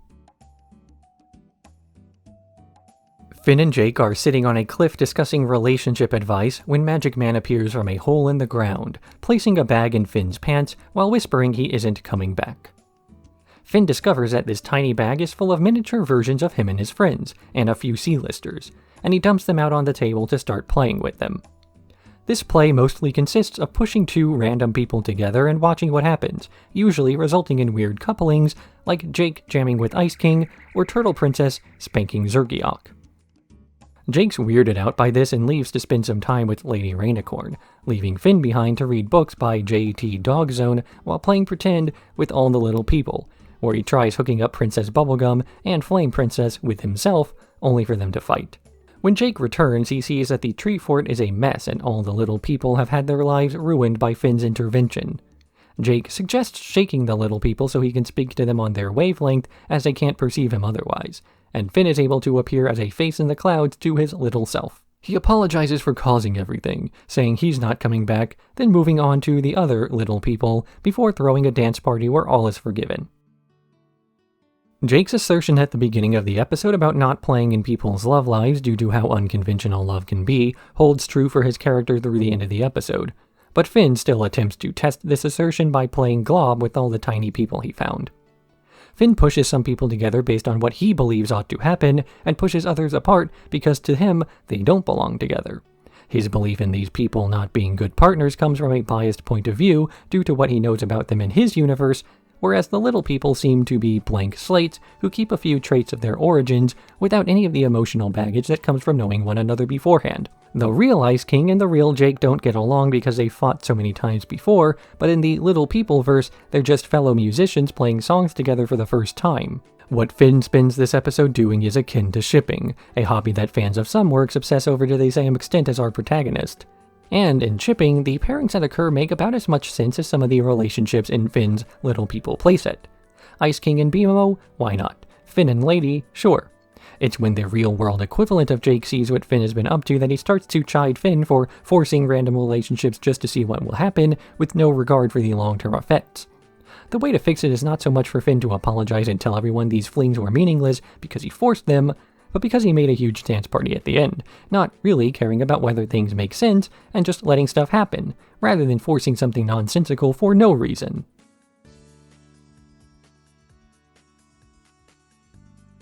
Jake the Dad. Finn and BMO come over to see Jake's newborn children, though when Jake sees how rough Uncle Finn is playing with the kids, he asks them to leave so he can focus on taking care of them. He follows the advice of a series of hollow messages from his mother on things like how to make breakfast and how to perform CPR if the kids stop moving. He tries reading a book about a baby-eating fox to the kids, but when the hollow message says the subject matter's too dark, he throws it out the window, where it's discovered by Mr. Fox and the others. These foxes decide to take the book's advice as they head out to find some babies to eat, around the time where Jake is taking the kids out for fresh air. But as Jake is exhausted from having stayed up all night protecting the kids, he's too tired to realize they've gotten loose and are having fun in the forest. Jake scoops them up and takes them home, only to fall asleep just outside his house. And then the foxes come, dragging Jake back to the forest as they think he might be a baby. Lady lets the kids go save him, which they do by transforming and fighting off all the foxes while calling the hollow messages stupid. This causes Jake to remember that he thought the same thing about these messages when he was a kid, and Jake resolves to let the children learn their own lessons. In the end, he returns to the tree fort with Finn as rainicorns grow up fast, and because that's where all his stuff was. Jake wants to be a good father to his children, so he decides to raise his kids by using the example that his mother set for him. After all, his mother raised him, so he knows that she must be competent at being a mom. His mistake, though, is that he was trying so hard to emulate the type of mother that his mother was trying to be, instead of the mother she really was. Margaret was trying to be a good mom according to what her instructional hollow messages said, but the fond childhood memories Jake had were about all the times where she ignored the messages to do something more instinctive. And sure, the instinctive actions likely put her children in danger, but a life free of danger and risk is a life free of lessons to learn. It's nearly impossible to drill a lesson into a person's mind without any sort of real-world experience, and no child will get real-world experience if their parents are going out of their way to prevent that from happening. A lot of parents wind up hurting their kids in this way, but as we see from Jake, this isn't something that makes one a bad parent. It's perfectly natural to want to protect your family from harm, and doing so is not a bad thing. In fact, it's actually a difficult position for parents to accept that their kids ought to make mistakes when your job is to protect them from that. Parenting is less about teaching lessons and more about teaching your kids to teach themselves, so they only need to mess up once to learn from the mistake, instead of having you fix all of their problems and learning nothing. There's a reason Jake goes back to the tree fort at the end of the episode, and it isn't just because the show wants to maintain the status quo.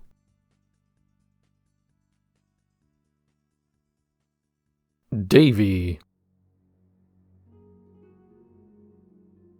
After slaying a dragon and freeing all of the candy people inside its stomach, Finn is swarmed by a mob of candy people who all want to have dinner with him and hang out and stuff. Finn flees the scene to stay inside, where a game of cops and robbers with BMO gives Finn the idea to shave his head and put on a fake mustache while telling everyone his name is Davey. This disguise works, and Finn begins walking around the Candy Kingdom unbothered, doing normal things and working normal jobs, eventually building a normal house next to the tree fort. Realizing that Finn is taking the Davey thing too far, Jake takes BMO's robber disguise and pretends to rob Davey and his new friend, though Davey simply calls the banana guards over and Jake is arrested. This causes Davey to grow concerned about his new name and identity, so Finn dons the Davey disguise one last time. He sneaks into the Candy Kingdom prisons to find Jake, smuggling him out with some swept keys and placing his mustache on a horse to lure the banana guard away while hiding Jake in his pocket. Sometimes you just want to get away from it all, but sometimes it all is you, and it's hard to get away from yourself. So Finn adopts an alter ego who's nothing like Finn, and Davey takes over to do the opposite of what Finn used to do. Not only the things Finn disliked doing before, but fully committing to the bit as he begins to find enjoyment in the little things, normally forbidden to him because of his status. Finn becomes an NPC, and he's practically invisible as a result. Once he's socially invisible, he starts to become invisible in other ways, neglecting the random quests and adventures he used to go on for more common-sense solutions to his problem, like just calling the police when there's a threat instead of taking it on himself. This is why Jake struggles to free his friend from his new lifestyle. Finn was enjoying having other people take charge of his life for a bit. Let somebody else save the day, and let someone else live in the crazy house, and let somebody else get mobbed by people who want to invite him on even more crazy adventures. But one thing that Davey lacks that Finn gets to do is spend time with his friend.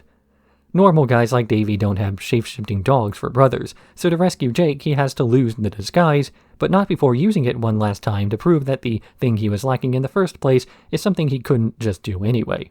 By proving that Davey can still do adventures, Finn is able to know for sure that that wasn't the thing he didn't want in his life, and it really was the fame getting to him, not his brother and not his real identity.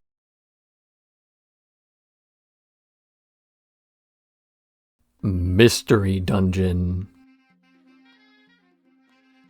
Shelby, Tree Trunks, Lemon Grab, Nectar, and Ice King wake up inside of a dungeon with a riddle telling them to go to the room in its center. The walls begin to close in on them, and they flee to the next room where they can't find an exit door and begin to worry about what they'll do for food. But Tree Trunks makes them a pie that attracts a giant rat who also shows them the way out. The next room has a steamy pool that nullifies Ice King's powers that they can't cross without distracting a sea monster. They use Tree Trunks as bait to pull the monster out of the water before she cuts her way out, and they enter the next room where Lemon Grab's essence subdues the next monster. They finally come across a room with a complex algorithm blocking it when Ice King realizes that he grabbed Nectar instead of BMO for their hacker, revealing that their presence in the dungeon was his doing to access the central room. Nectar throws a pie at the door and shorts it out, and the group is able to access the ancient sleeping magi of life-giving, who can bring things to life. Ice King chooses to throw his Fiona and Cake fanfics inside, only for the magi to bring the book itself to life, where it repeatedly farts in Ice King's face. Everyone leaves through a hole in the ground where Finn and Jake meet with Shelby as they watch Ice King and Nectar role-playing in disgust. Nectar is technically Ice King's son, though in his introductory episode I wrote about the way that one's parentage has more to do with who you take after than any sort of biology. Here, we see that Nectar still craves Ice King's attention, despite not getting it no matter the actions he performs. Ice King chooses Tree Trunks as the party's designated pie maker, despite one member being a pie-making robot. He rewards Tree Trunks and Lemon Grabs for catching the sea monster, despite Nectar being the first to help him pull. Nectar's even the one capable of shutting down the final obstacle, despite Ice King assuming he can't, because he thought he had the wrong robot. So Nectar seeks out the approval of a person he cannot get approval from, because he's not looking to approve of anyone at the moment. Ice King's ultimate reward is to bring things to life, though instead of the actual prize of his ideas being given life, it's the book itself. His whole quest resembles that of a TTRPG module, where the DM has designed a dungeon after a specific party composition, or vice versa. This is a callback to Adventure Time's origins, where it took inspiration from friendly campaigns, not only in the aesthetics of its world, but in the personality of the creatures there. The whole thing feels very crafted around being navigable like a video game, and that comes down to problems made to be solved with the tools or characters already available.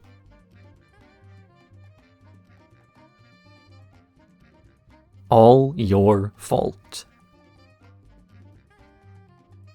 Princess Bubblegum receives a letter from the Earls of Lemongrab regarding the fact that his kingdom has run out of candy to eat. So PB sends Finn and Jake with a bag full of valuable candy seeds so they can regrow more candy to end the famine. The duo walks through the castle, meeting Lemon John, a giant wall, who guides them deeper and deeper past several rooms full of giant organs before they find Lemongrab and Lemongrab inside of a cell. Jake breaks down the door, but the Lemongrabs are terrified because they locked themselves in there to keep the starving people out after they used PB's formula for candy life to turn all of their food sentient. Finn gives the Lemongrabs the seeds, but they immediately use them to make more life. So Finn suggests that they see Princess Bubblegum, and the Lemongrabs agree, only to declare they're going to have Lemon John invade the Candy Kingdom, growing giant and walking the entire castle over. Because Lemon John is too big to fight directly, Finn and Jake go back inside the castle to find his heart, punching it with Jake's fists and causing it to start beating. Now having a working heart, Lemon John feels the moral ambiguity between letting the lemon people starve or eating the candy people, and he solves the conundrum by exploding into lemon drops for all to eat. Princess Bubblegum scrubs the knowledge of the formula for candy life from the Lemongrabs, but doesn't erase their evil nature, as they're just like that. At first, it seems unfair for the Earls of Lemongrab to accuse Finn or Princess Bubblegum of their problem because it was their own ineptitude that caused their famine. But earlier episodes have established that PB views her creations as an extension of herself. To reject Lemongrab entirely is to reject her own methods and mistakes. If she just eliminates people she doesn't like, she's no better than he is. So she sends aid to a kingdom run by screaming despots because they are her screaming despots. To ignore the call for help is to ignore the responsibilities of having made life. But not all of the blame has to be placed on PB or Finn or whoever, as one of the characteristics of really living means some degree of free will. At a certain point, Princess Bubblegum cannot be expected to babysit them all the time. Finn and Jake literally give a beating heart to the earldom itself, which gave it self-awareness to view its actions in the context of the world beyond itself. No more can Lemongrab simply say it's Princess Bubblegum's fault for giving him life, as that's long enough in the past he needs to learn to make his own mistakes. Lemon John understands that the role of a leader is to make the best overall decisions for his people, even if that decision is difficult. So he makes the ultimate sacrifice to end a famine and becomes Lemon Candies, a combination of the roots of the Earl of Lemongrab and his modern incarnation as a sour lemon.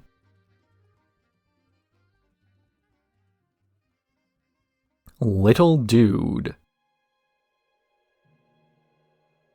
Finn and Jake are swimming near the Candy Kingdom when Finn's hat touches a flower belonging to the ancient sleeping magi of life-giving, and it becomes sentient. They return home with their new hat friend, who they name Little Dude, where it begins trying to climb onto BMO's head. That night, the Magi breaks into their house and is captured by Finn and Jake, only for the wizard to warn them that everything he brings to life becomes evil, and that Little Dude is on his way to the Candy Kingdom. Here, the hat climbs onto the head of a random man who gains relative hat strength before terrorizing the kingdom by throwing horses. Finn and Jake ask the Magi to turn it good, but he can't, as his powers only work in evil ways, because he cannot stop thinking about how much he disappointed his father. But when the hat climbs on top of one of the Gumball Guardians, Jake asks the Magi to think about his mom, who was much more understanding, and he's able to cast good magic. The ancient sleeping magi of life-giving brings a bunch of other things to life, and they all start trying to hug everything, ordered to hug their brother Little Dude into submission. They capture the hat and return their life energy to the Magi, though Finn feels bad about taking his life away and asks for it back, giving Little Dude to his father and then leaving to make a new hat. This episode seems like a jokey follow-up to something like Mystery Dungeon, where the MacGuffin character from that storyline appears again to instigate another plot. But it actually introduces a pretty interesting theory about the magic system in the Land of Oo. Specifically, it posits that magic is an inherently neutral force, and that the personality of the caster determines whether the spell has a villainous or heroic effect. ASMLG, thinking about disappointing his father, causes everything he touches to come to life and turn evil, but thinking about the love his mother showed him makes all his magical children obsessed with hugs and loving one another. Expanding this idea and applying it to the other magic users we've seen thus far adds new context to the deeds they perform. Ice King is considered a capital E evil wizard because he thinks evil thoughts, more so than because he does evil things. A good wizard is a person who casts magic while thinking good things, while trying to help people. We've seen before that Finn's actions and deeds in things such as his attempts to save the unambiguously evil Fire King are still considered good actions, not out of some attempt to quantify whether the end result is positive or negative, but because Finn was trying to be good while he did this.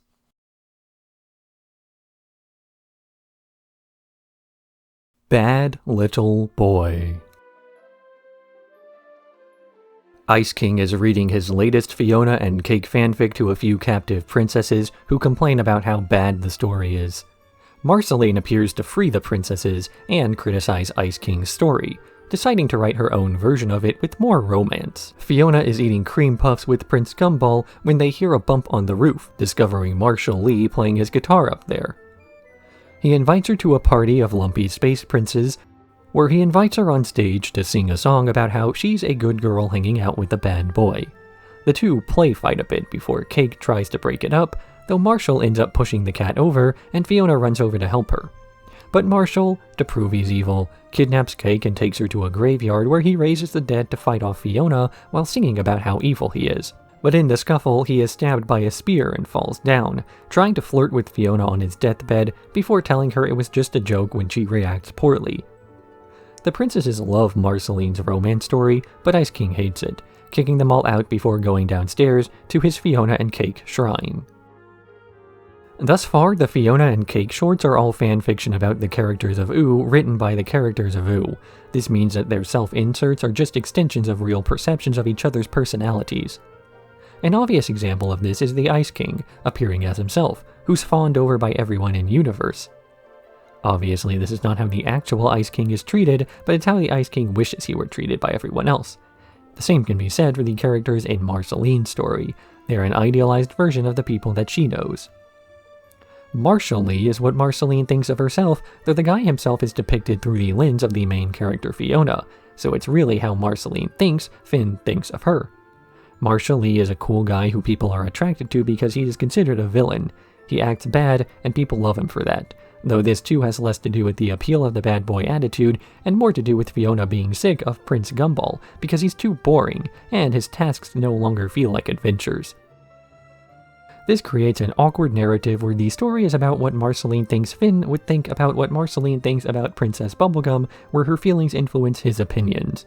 It's just as self-serving as Ice King's, but then again, almost every story written is semi-biographical, so the only difference is that it's more subtle about it.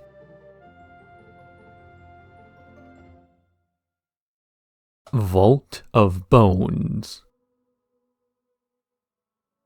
The Flame King appears underneath Jake's tea kettle and starts whispering evil in Flame Princess's ears, which starts to make her think she'll become evil. So Finn offers to take her to a dungeon to help her clear her head. They walk randomly through the woods before Flame Princess uses her heat sense to find a fake tree leading to an entrance.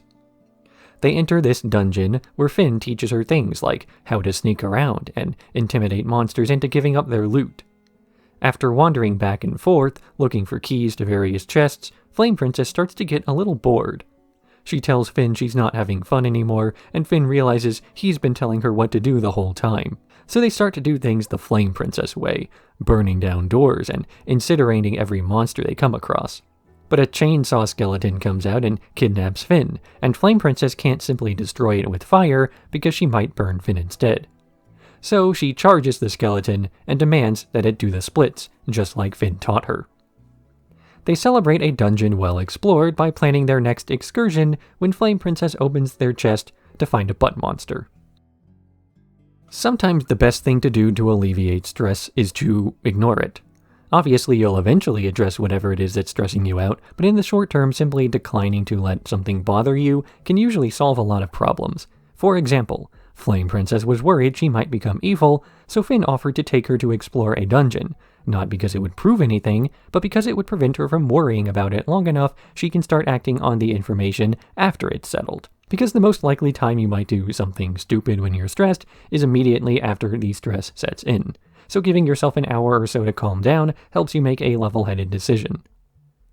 Flame Princess forgets about her whole evil streak for long enough that she starts to really get into the whole dungeon diving thing, blasting away enemies and destroying obstacles without a care in the world for whether she's living her life in an evil way.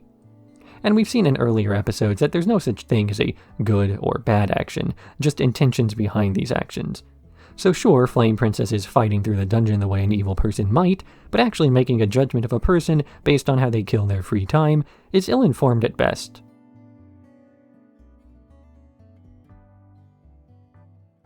The Great Birdman. While Princess Bubblegum investigates beached mermaids, Finn and Jake are sent to the Badlands to learn more about the Great Birdman and the surrounding rumors. They collapse from exhaustion and wake up being fed water in a cave by a now-blind Zergiok.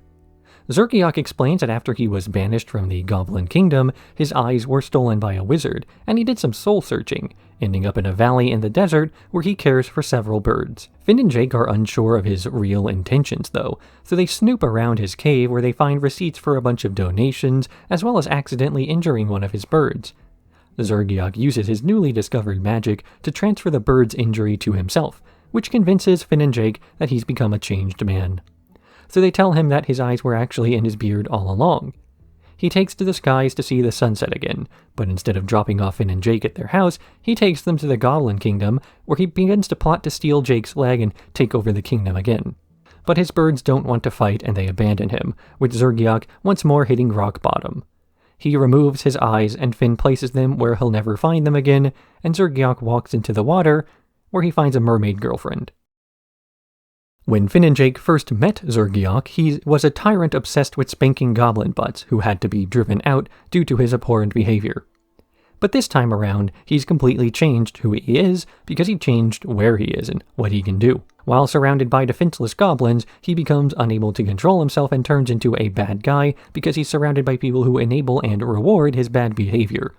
But get rid of that temptation, and another personality comes out, one where the most rewarding thing he can do is to raise birds, taking care of their defenseless young and curing their wounds. Sometimes a person is just a product of their current environment, and sometimes a person's current environment is a product of who they are. Creating or destroying these feedback loops is merely a matter of putting the right person in the right place at the right time. And of course, the opposite can be true as well. Making a feedback loop of negativity can just be a matter of enabling a person's worst aspects in a way that encourages these habits to return. Zergiok wants to take over the Goblin Kingdom again and starts using even stronger powers to invade, only to fail because his new family, the birds, do not want destruction and chaos of the sort he wanted to make. They abandon him after seeing this part of his nature come out, though Zergiok was eventually able to find happiness again because he once more lost his ability to be a tyrant.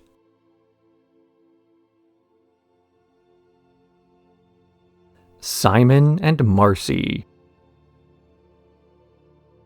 Finn and Jake wonder why Marceline invited Ice King to play basketball with them, so she explains why she likes him so much. About 1,000 years before, she and Simon were traveling near the woods when they heard a rustling. Simon put on his crown to protect her, freezing the source of the noise, a deer, but growing more beard and nose in the process. They eat this deer, solving their food problems for a while, but while trying to keep Marcy entertained by reenacting bits from the show Cheers, Simon sees that she has a cough and a fever, seeking out a source of soup from the nearby city's ruins to cure her. They enter the soupery, but find it ransacked, save for a slime monster shambling around that Ice King fights off without using the crown.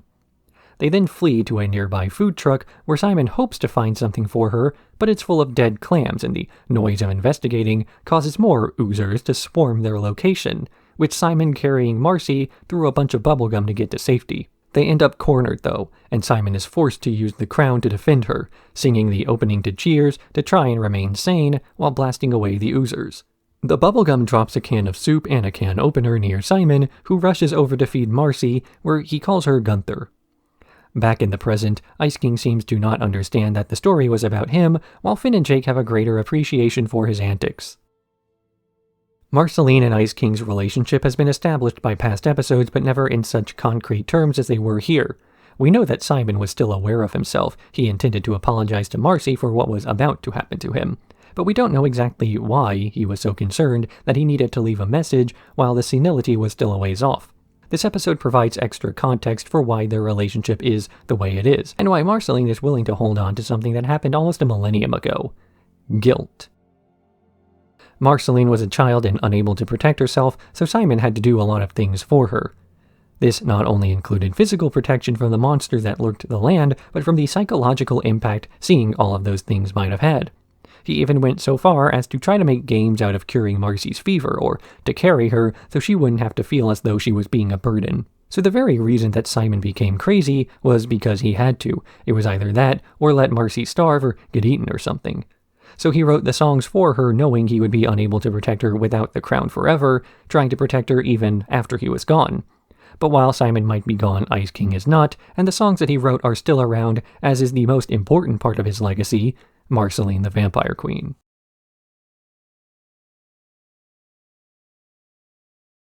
A glitch is a glitch. In this 3D computer-animated episode of Adventure Time, Finn and Jake check an email Ice King has sent them, where they watch a gross video of a woman eating her hair that infects their PC and everything around it with the computer virus. They rush over to the Candy Kingdom to warn Princess Bubblegum, where they find out the Ice King's plan. He wants to delete the entire world except for PB and himself, as she said she would only date him if he were the last person on the planet. This plan doesn't work as PB herself is still on the planet, and she makes out with her own hand instead of the Ice King. Meanwhile, Finn and Jake are trying to stop the glitch by talking to it, when Finn finds a hole that he uses to access the universal source code. Once inside of here, they witness a giant virus that consumes aspects of reality, causing them to cease existing. Jake's arm is erased by the virus, and Finn loses his whole body but his head, so they combine to rush it down, though this doesn't work. Remembering the gross video Ice King sent them, Finn and Jake start to eat Finn's hair, which grosses out the virus enough that it vomits out the source code, returning the world to normal. Finn and Jake reunite with Princess Bubblegum, where her hand makes out with Jake's missing arm, and Ice King is trapped inside of a house that clipped into him as the universe reformed. Once again, Ice King tries to get closer to somebody by wiping out all life except for that person. Technically before he tried to keep Finn trapped in the spirit realm, but same concept. And once again he's foiled by people just not wanting to be around him. This is done immediately following an episode where Ice King's backstory as Simon Petrikov is elaborated upon, and Finn and Jake are ostensibly meant to be more sympathetic towards his history. Adventure Time has always had a bit of tonal whiplash with the way that characters behave and speak, changing depending on who is storyboarding the episode, anywhere from simplistic absurdism to high-effort, high-concept lore dumps. But this is actually a strength of the show in spite of how jarring it can be. This episode's plot is really more of a series of callbacks, as the actual appeal comes from the visual aesthetic of the storyboarding and the 3D animation. Normally, the fact that the plot and character dynamics are ignored in favor of something that looks cool would be a criticism of the show, but the fact that it has hopped around so wildly since the beginning means it's able to develop storylines not purely by building up the characters, but by building them out. The visual style can expand further and further from the crude initial pilot sketches, and this comes across as a logical place to go. The audience can appreciate Adventure Time not for what it does, but for what it's trying to do.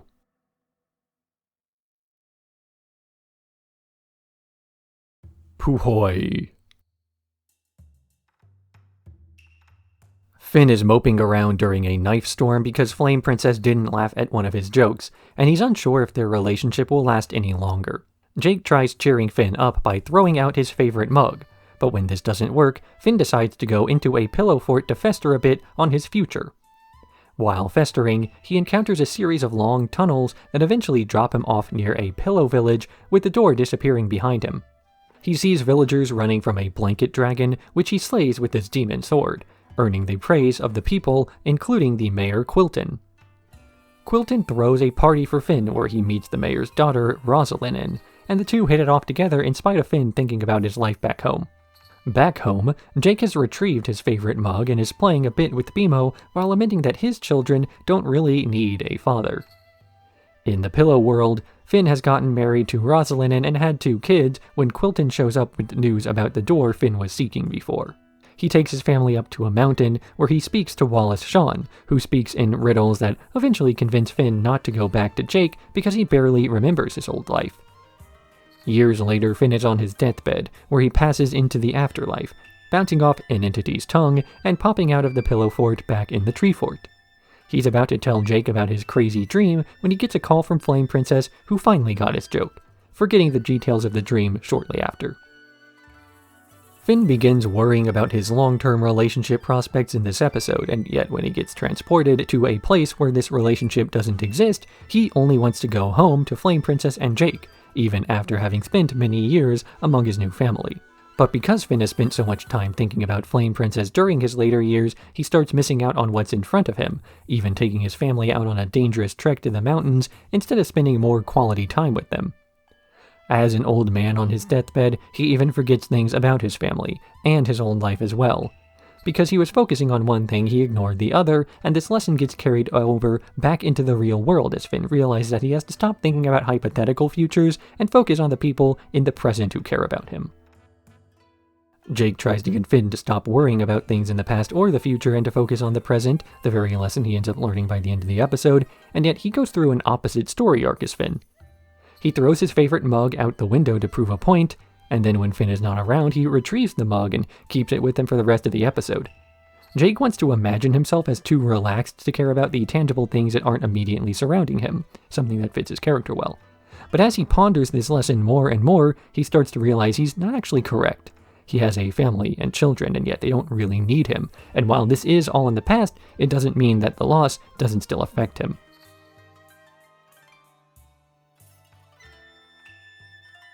BMO Lost. While watching some breakdancing bug, BMO is grabbed by a bird and fed to its babies. After a while, they manage to sneak away from the birds, only to tumble down a mountain far away from home. BMO sulks for a while, waiting for a carnivore to eat them, when a bubble comes by and asks to sulk too. But BMO figures that Finn and Jake would be able to find Bubbles' home, and so the two set out to reach the tree fort on foot. Along the way, they find a baby with a flat hand who BMO names Ricky, and they begin to drag this lost baby with them. The baby crawls off a bridge and BMO jumps after it, rushing over to a waterfall that Bubbles able to stop them from going over by enacting a Rube Goldberg machine of falling objects. BMO passes out while drying their batteries for a night, and the next morning, after the baby puts the batteries back in, they continue on their journey. But Ricky, the baby, starts crying, which attracts something in the bushes, revealed as the baby's mother, calling him Sparkle and carrying him off. BMO spends a while pouting that their baby is gone, but Bubble tries to cheer them up by saying that Sparkle's safe now, and that he found some bugs nearby. BMO recognizes these bugs as the breakdancers from before, and the two set out with new energy, coming to the door of the tree fort where they wait for Jake to come downstairs to let them inside. While waiting, Bubble confesses to BMO that he wants to get married, but when Jake opens the door, he sees the bubble and pops it. At the end of the episode, the bubble realizes that he was not a bubble, but was the air trapped inside of the bubble. Having spent so long inside of there, he forgot there was ever a time when he was outside. BMO seldom goes on adventures with Finn and Jake, typically staying in the tree fort and imagining different goings-on in their head. Because of this, they wind up breaking down emotionally when taken out for an adventure of their own. BMO sees how difficult it will be to make it home, and gives up immediately, only vowing to continue when they see Bubble in the same situation, not wanting him to end up the same way. BMO doesn't consider themselves to be a hero, but is more than willing to find another hero to help out, unaware that doing even this much is considered heroic. By the end of the episode, BMO and Bubble have realized that they're far more capable than they believe themselves to be, each one going on a perilous journey, not for themselves, but for another person. But this isn't really that unusual. Most heroic deeds are done out of selflessness because if they were personal goals, they'd just be basic survival, or even a bit narcissistic. Heroism is not when you do great things for the sake of greatness, but for the sake of someone else. BMO and Bubble are able to become heroes by the end of the episode after taking care of a baby together and finding their way to safety. And so when Bubble confesses he's feeling much better at the end of the journey, it's because he learned something about himself. He isn't trapped inside the bubble. He is the bubble. So when he's freed at the end, it was only a physical manifestation of this internal lesson. BMO and Bubble are together forever because they learned from one another.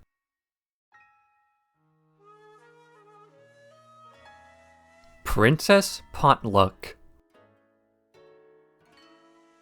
Finn and Jake are going to the Princess Potluck, though Finn is missing his sock and has a nasty callus forming while claiming that Jake's makeup makes him look like a target. They arrive, where PB informs them of a raffle being held at the end of the evening for the contents of an ice chest before placing Finn's food, a single warm can of soda, into the ice nearby. Ice King feels someone disturbing his ice and investigates, seeing everyone else at the party and complaining he didn't get an invite. So Ice King tries several schemes to ruin this party, like placing lemons on cats and feeding lasagna to rabbits. These predictably fail, so he sends Gunther in a princess disguise to ruin the party, though the other princesses are happy to see the penguin and encourage him to dance. Ice King, furious he was betrayed again, calls the banana guards on the party, citing noise ordinances, though the banana guards end up invited to the party too. So Ice King resorts to using his magic to ruin the party, raining hail on everyone and forcing Finn to fight him, something he does by taking off his shoe and placing it over the Ice King's nose. Ice King surrenders and claims he was only crashing the party because he wasn't invited, only to learn he was. Finn makes a sock out of some tortillas, and PB announces the results of the raffle, that Finn has won a sea lard. Before they can leave, Jake is hit in the head with an arrow fired by the red squirrel who hates him. A companion episode to BMO Noire explaining what Finn and Jake got up to while BMO was investigating Finn's missing sock, although it's more accurate to say that this is an episode about Ice King that Finn and Jake happen to be in, as most of the inciting incidents are done by him, the rest of the plot just explaining a few random tidbits of information gleaned from the 20 seconds Finn and Jake were in the other episode. Like how Finn had a sock at the end of the episode, and instead of having it be remembered as an animation error, he is instead shown making one out of some of Ice King's snack foods. Or the arrow sticking out of Jake's head not being caused by the fact that he has a target on his face, but because the squirrel from the Duke is trying to get him still. And of course, Finn is carrying some blob object over his head, introduced as their sea lard, and then added to the collection. Adventure Time has had sequel episodes before, like King Worm to Evicted, but those often have heavier implications for the plot, as the creators want to revisit something from a more lighthearted season with a new, not-so-lighthearted tone. But this time it's more about answering questions nobody asked, but the audience wished that they had. In an 11-minute episode, there's not enough time to show everything going on, so why not turn an unseen B-plot into a seen A-plot?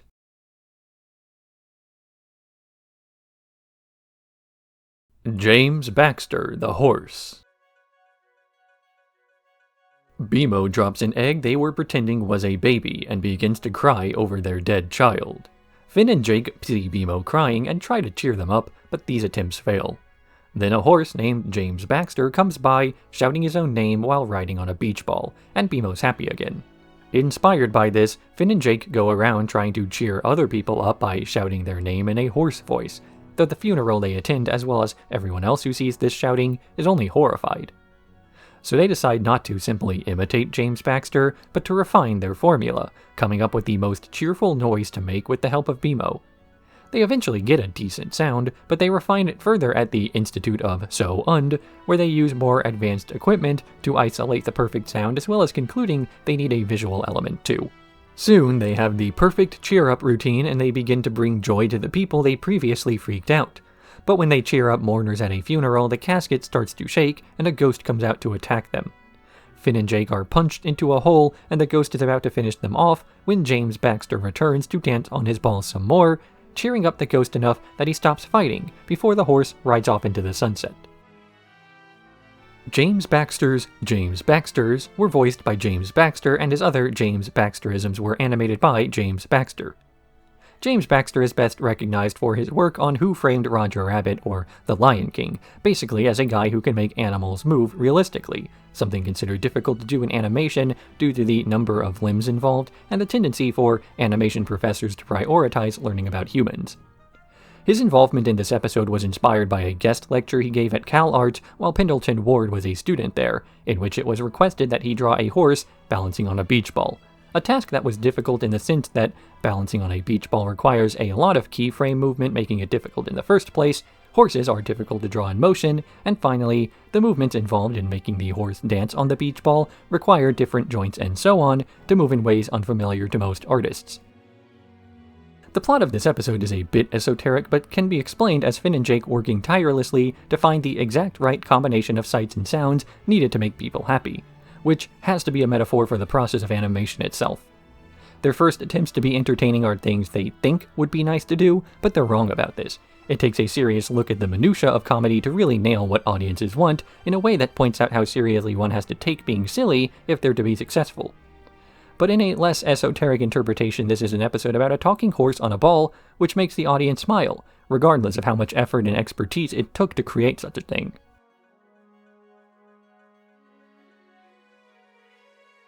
Shh!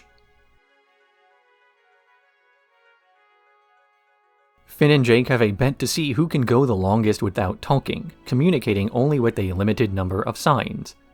BMO tries to tell them that they invited over a group of bikini babes to dance to their favorite song, but as Finn and Jake don't have any signs to acknowledge this, BMO starts to worry about the silent guys in the tree fort, deducing they've been replaced by shapeshifters and hiding inside the fort's walls. Jake shrinks down to go after BMO, encountering the various things living inside the walls before meeting up with BMO only to get chased out. The bikini babes show up to the tree fort, hearing music but not being able to get inside, so they fly onto the roof to dance anyway. Finn and Jake try more elaborate ways to lure BMO out, but soon give up and start just smashing the walls down with axes. This causes the roof to cave in, with the bikini babes raining down from above before BMO rushes in to warn them about shapeshifters. Finn and Jake try to wordlessly defend themselves against the attacking babes, but are soon overpowered, with Jake crying out in pain. With the bet off, Finn begins to explain what was going on to BMO, who doesn't care. They start partying, and the party god crashes through the remains of their roof. Adventure Time's visual storytelling has always been influenced heavily by the writing style it uses, that again being one of having no writers and getting storyboarding teams to write each episode. Because of this, the written and visual elements are closely tied together, meaning that an episode where the two main characters never communicate verbally works well because the motion is decided upon at the same time as the dialogue. Ironically, the characters communicating with signs makes them far less expressive than usual because they have to hold still to make the sign readable to the audience. So the typical expressiveness of their bodies is subdued to make the episode's plot easier to follow, and this is why it makes sense for BMO to assume they've been possessed. While Adventure Time's art style is very simple when not moving, the real identity of the show comes from how the characters move from shot to shot, and how they look episode to episode. Because storyboard artists are writers, writers are also storyboard artists. And the thing about writers is that they're not always great at drawing stuff on model. For a show like Adventure Time, this isn't much of a problem, as showing Jake as being completely off model fits with the fact that he's a shapeshifter, and the more off-kilter interpretations of the characters usually fits the gags the writer's going for. Ironically, BMO is afraid of shapeshifters because Finn and Jake aren't shapeshifting enough.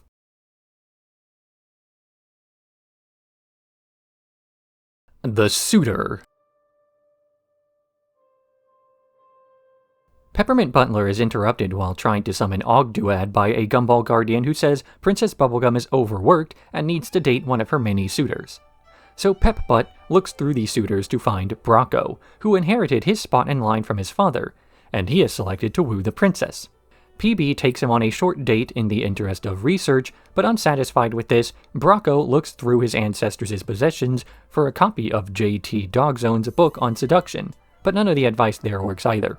Later, he overhears Finn and Jake being given a quest to find a soul stone from the Vapor Swamps, and he asks them to let him do the quest instead to impress PB. He returns from this quest horribly burned, only to find out Princess Bubblegum no longer needs the stone because she made an artificial one. A gumball guardian then grabs Brocco and brings him back to Peppermint Butler, saying that his promise to assist in wooing the princess has failed. So Pep Butt makes a deal with Ogduad to free him in exchange for turning Brocco into a love magnet. This transformation turns him into a three-legged monster who rushes back to Princess Bubblegum's lab, only to find a second PB named Peabot, who was built to date Brocco, as PB can't possibly show more love to one citizen of the Candy Kingdom than anyone else. Brocco and Peabot run away together as Peppermint Butler slaps the princess because he wanted to date the love magnet instead. Once again, we get an appearance from JT Dogzone, and once again we get a character struggling and ultimately failing to woo another one. The reasons for this are pretty obvious from the beginning. Princess Bubblegum is far too busy with science stuff to make time for a relationship with anyone else. It's not that she has zero interest, just higher priorities. The fact that so many try to flamingo around her, or spend hundreds of years waiting instead of figuring out what, if anything, she wants out of a relationship, is why so many have failed. The issue is that these suitors will create imaginary versions of Princess Bubblegum in their heads instead of getting to know the real person, and then act disappointed that their attempts to woo this imaginary version of her have failed. Princess Bubblegum says as much during the episode, only agreeing to go out with Bracco because of an academic curiosity and why men like him pursued something they invented in their heads instead of seeking more genuine connection.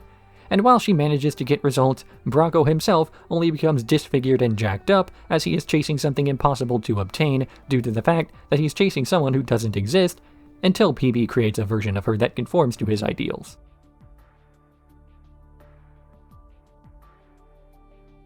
The party is over, Isla de Senorita. Ice King is trying to kidnap Princess Bubblegum again, but is caught in the act with PB calling the banana guards to throw him out. Ice King is upset because he views this as PB being emotionally immature and refusing to acknowledge their relationship, so he makes an ice boat and sails off. But a storm crashes this boat and he washes up on an island where he hears singing in the distance. Investigating this singing reveals that the island itself is a giant woman, and she begins talking to Ice King about their respective relationships, revealing she's dating the party god, though he spends more time partying with others than with her. Ice King builds a house on her stomach and the two become closer and closer, with Ice King eventually convincing Isla de Senorita to break up with Party God, though she second-guesses herself and can't actually go through with it.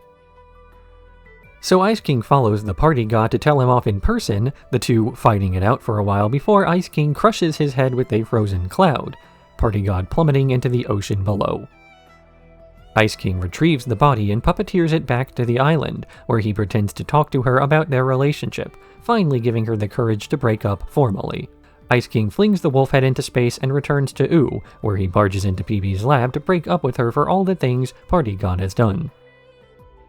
Ice King and the island gossip about their respective relationships, though as with all gossips, the conversations are steered towards giving only one side of the relationship struggles. This is most obviously shown in the fact that Ice King is talking about Princess Bubblegum as though they had been dating for a long time, something that Island Lady takes at face value without really questioning it.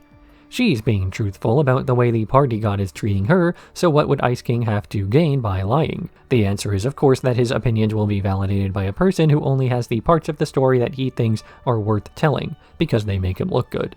No mention is made of the fact that the interaction he had with Princess Bubblegum prior to leaving for the ocean started off with him trying to duct tape her mouth shut. So any opinion formed after hearing half of a story is at best a half-baked opinion. Any opinion formed after hearing one person express it is a half-baked opinion so long as it's something that another person could form an idea of themselves. Sometimes you only hear half a story and that half is the right one, such as Island Lady talking about Party God and the audience learning that everything she said about him was completely true. Sometimes it's Ice King telling his version of events that we know is false from the start, but unlike Island Lady, we're able to confidently call this idea out because we know better.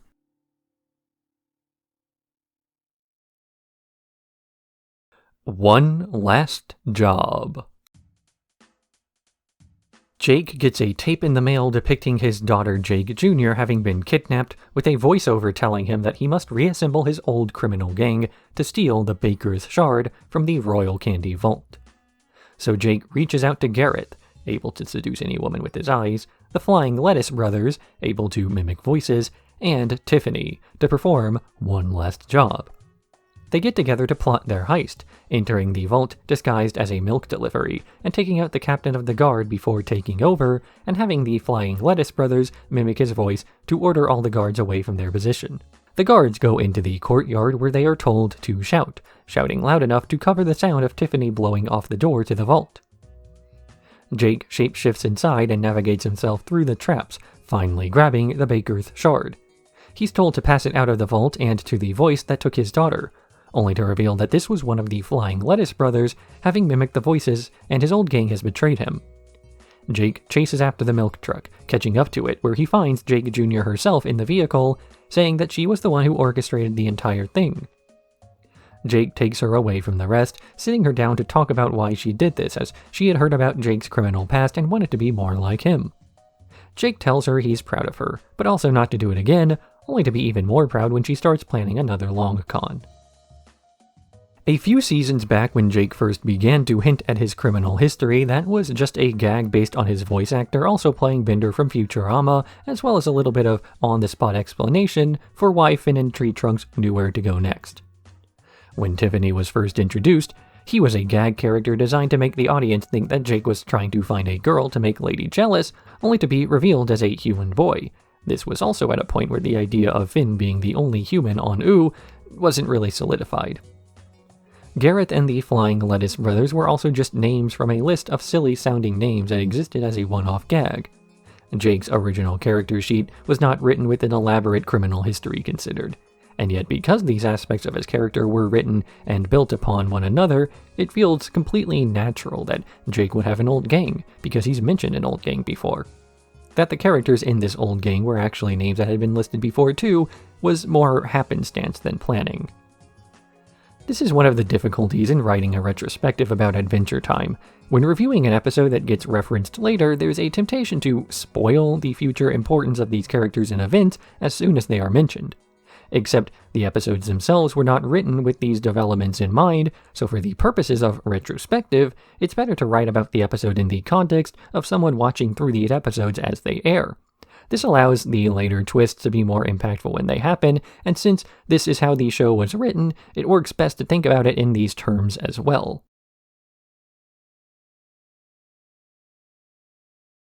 Another 5 more short Graybles.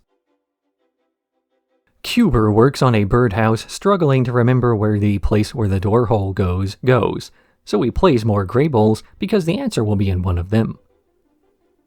The first Grayble sees Jake Jr. worrying about the future, so Jake and Finn offer to build her a time machine out of couch cushions.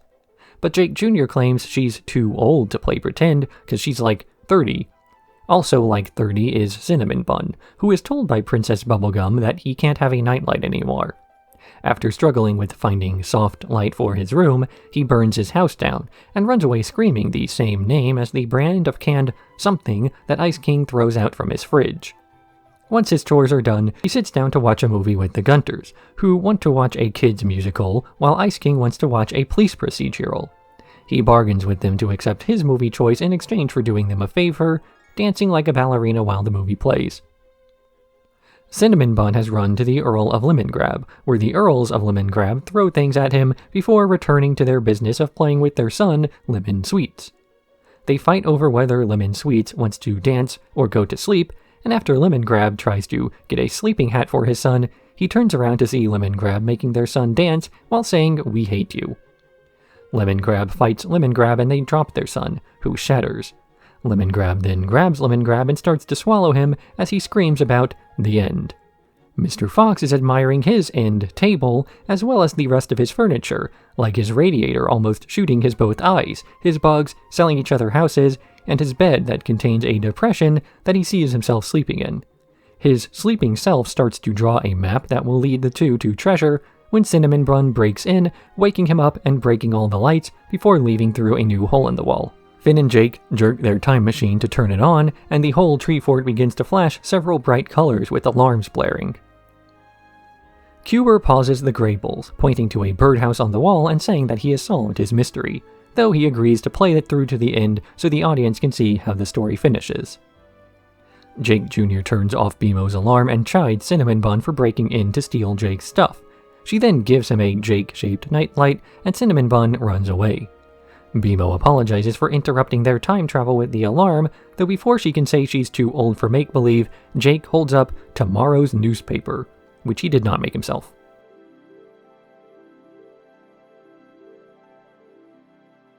Candy Streets.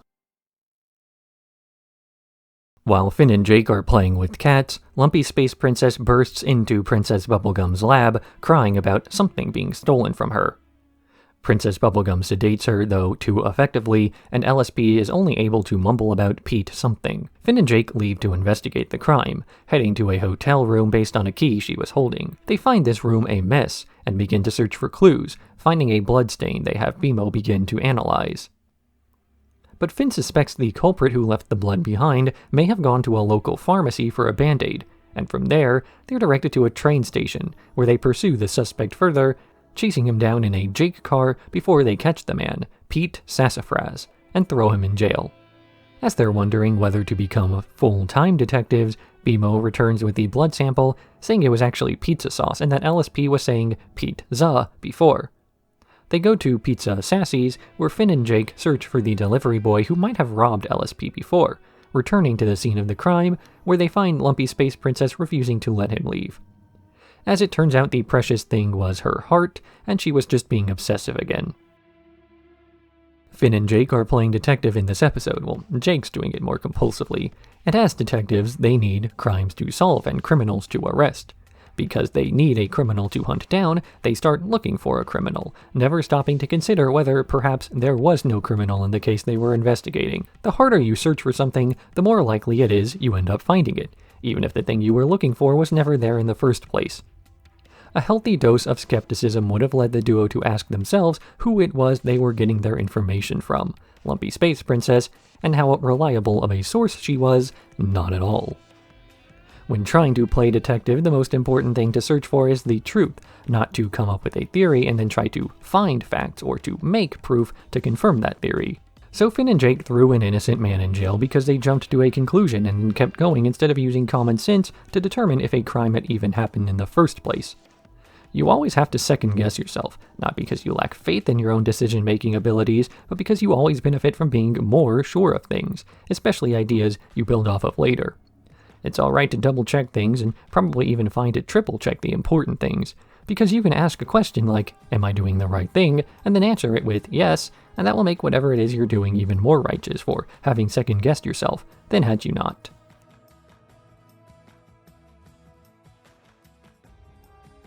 Wizards only, fools. Starchy is sick and refuses medical treatment as he only wants magical cures rather than scientific ones.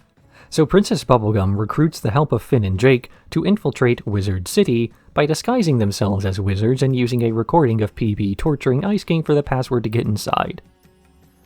Once there, Finn and Jake marvel at some of the magic around them, though PB insists it's just applied science. They watch a non-wizard get destroyed outside of Ron James's Spell Palace, a store they enter to buy a cold spell. But when Princess Bubblegum refuses to buy the potion unless he explains how it works, the shopkeep calls them fakes and alerts the guards, so they simply grab the potion and run away. They run into Abracadaniel and convince him to hide them in an underground room where some wizards from before are planning to sacrifice him. But when the wizard police burst into this secret society for harboring a criminal, Princess Bubblegum reveals herself, demanding an audience with the Grand Master Wizard. He agrees to let them go if Princess Bubblegum says wizards rule, but she refuses and they're all thrown in jail. While in prison, Abracadaniel starts harassing PB and challenges her to an honorable wizard stabbing to death. PB wins, though when she refuses to take his life, the other wizards threaten the entire group. Then Finn realizes the cold spell Jake has been carrying all along is actually a cold spell, not a cold spell. They freeze the courtyard and escape, having Abracadaniel distract Starchy with magic before PB just injects him with the antidote from the beginning of the episode. Any sufficiently advanced science is indistinguishable from magic, a rule of fantasy world building that allows the same TTRPG systems that determine roles in sci-fi settings to apply to fantasy as well. But to Princess Bubblegum, all magic is science, just performed by people who don't know what they're doing. It's probably worth considering that the world of Ooh operates on different rules than the world we live in, so what appears to be magic to us is something understandable that can be measured. Because that's really all that science is, a series of systems used to measure the natural world. If we called electricity magic and called batteries magic wands, and engineers were wizards, which most engineers I know would be really into, then an alien observing us would still be able to follow the rules and mechanics of our electrical magic system. So magic in Adventure Time is science because magic exists and has measurable functions. If you can measure something, then you can understand something, and if you can understand something, it stops being magical and starts being consistent.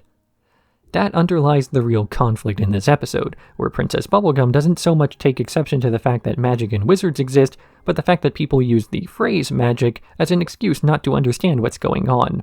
Rather than having a curiosity about how a potion works, they call it magic and turn off their imagination, rather than showing wonder at what's really going on.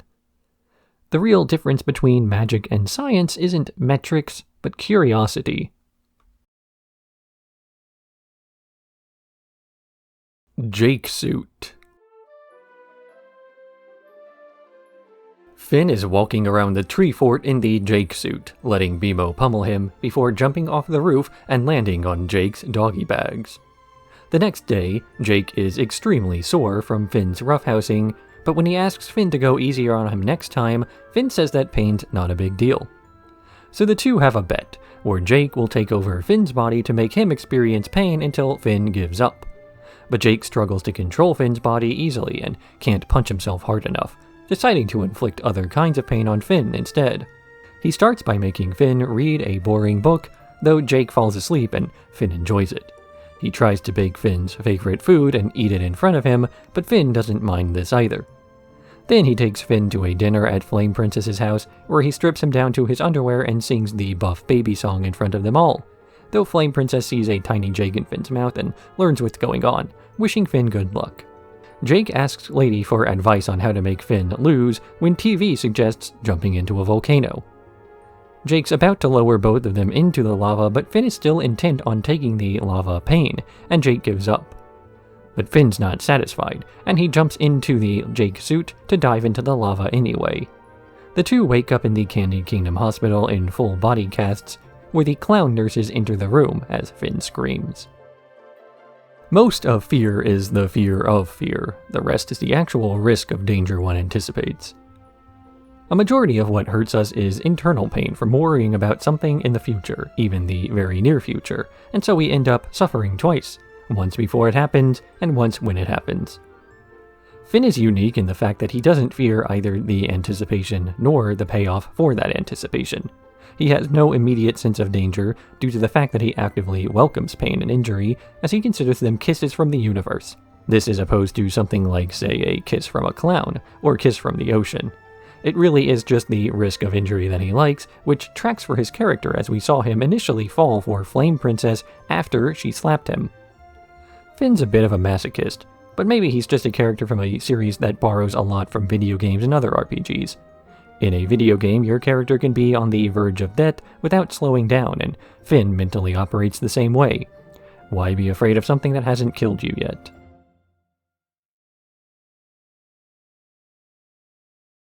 Be more. BMO is entertaining themselves by deleting random files from their hard drive before carelessly deleting their core system files and becoming very sick. Finn and Jake offer to use BMO's emergency maintenance routines to return to the Mo factory in the Badlands, where they disguise themselves as various Mo's to get a tour. The factory is largely in ruins, though they do manage to jump off Demo's tour tram, where they find drive reports for various Mo's, though they only see C-Mo, D-Mo, and so on. So Finn, Jake, and BMO disguise themselves as security guards, S-Mo, to get close enough to another guard to get his schematics, where they find that BMO's drivers are held deep beneath the factory.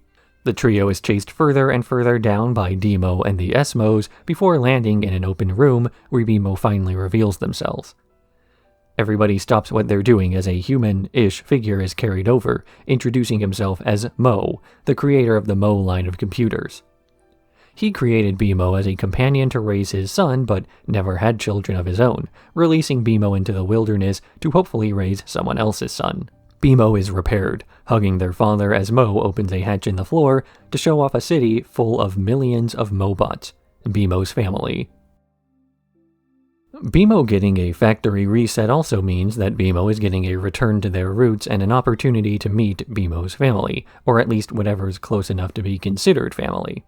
This is a consistent theme of Adventure Time that starts to come up in the later seasons, that of family and the impact they have on the characters, knowingly or not.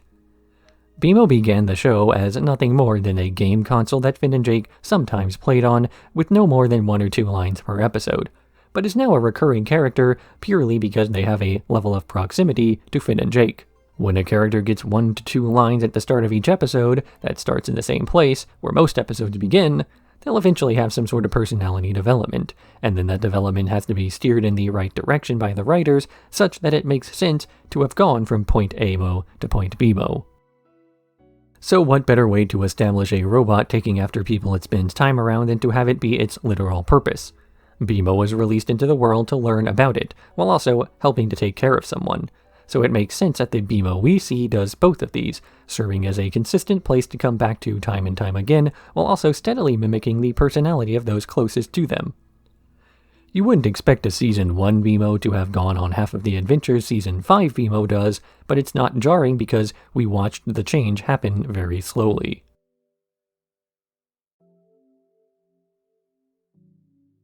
Sky Witch.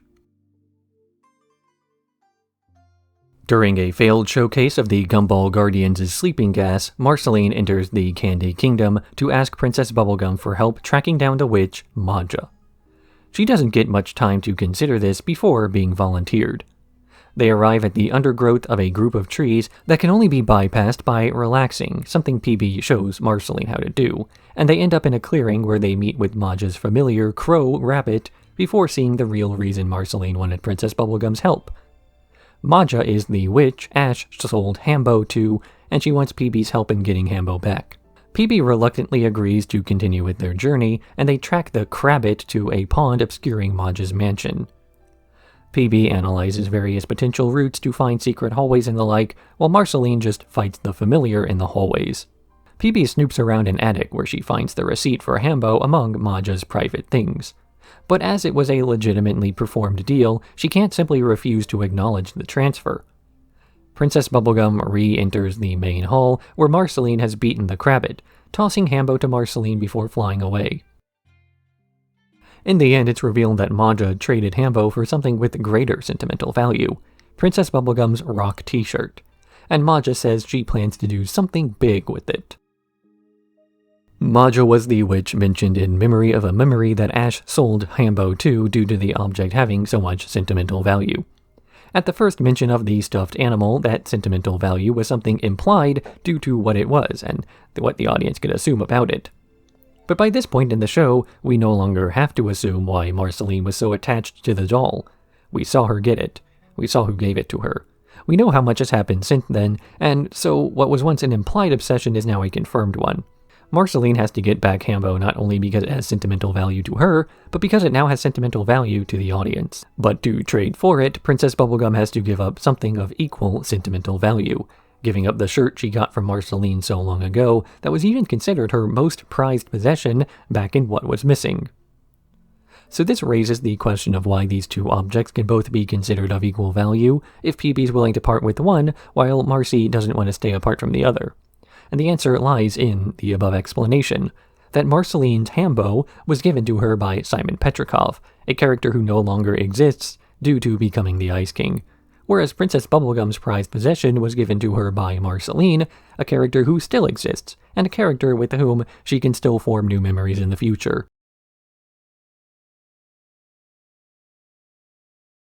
Frost and Fire. Ice King makes fun of Flame Princess for hugging a log, so she flies up to fight him, lighting his underwear on fire. That night, Finn has a dream where his underwear is on fire, and he hears a voice mumbling something. He tells Jake about the dream and then decides to recreate the fight between Flame Princess and Ice King by baiting him with a picnic in his kingdom. But Flame Princess loses this fight when one of Ice King's golem hits her from behind, and the next night Finn dreams that his underwear is being frozen, while the voice from before, revealed as the Cosmic Owl, starts laughing at him. Realizing it was a prophetic dream, Finn decides to create another fight between Flame Princess and Ice King by writing nasty letters about each of them. But when the two meet to fight, they end up creating a massive explosion and a cloud of steam causes Finn to pass out. He dreams about the Cosmic Owl again, who says he blew it before waking up. Realizing he went too far, Finn tries to rescue Ice King, only for Flame Princess to almost burn him with fire. Finn admits the whole thing was orchestrated by him and apologizes, but Flame Princess doesn't forgive him as she walks away, and Ice King tells Finn he blew it.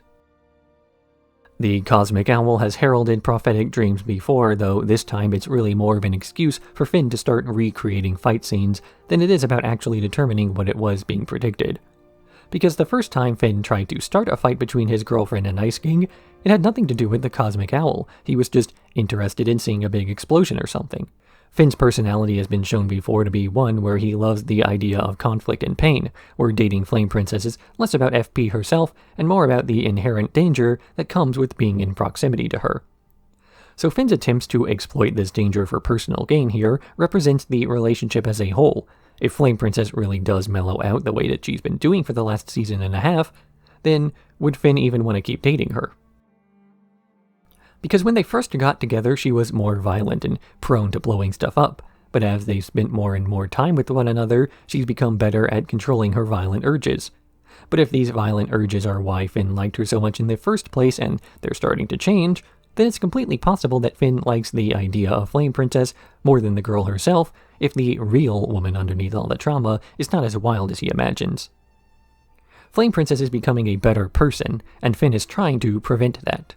But in a good relationship, one ought to cheer for the self-improvement of the other person.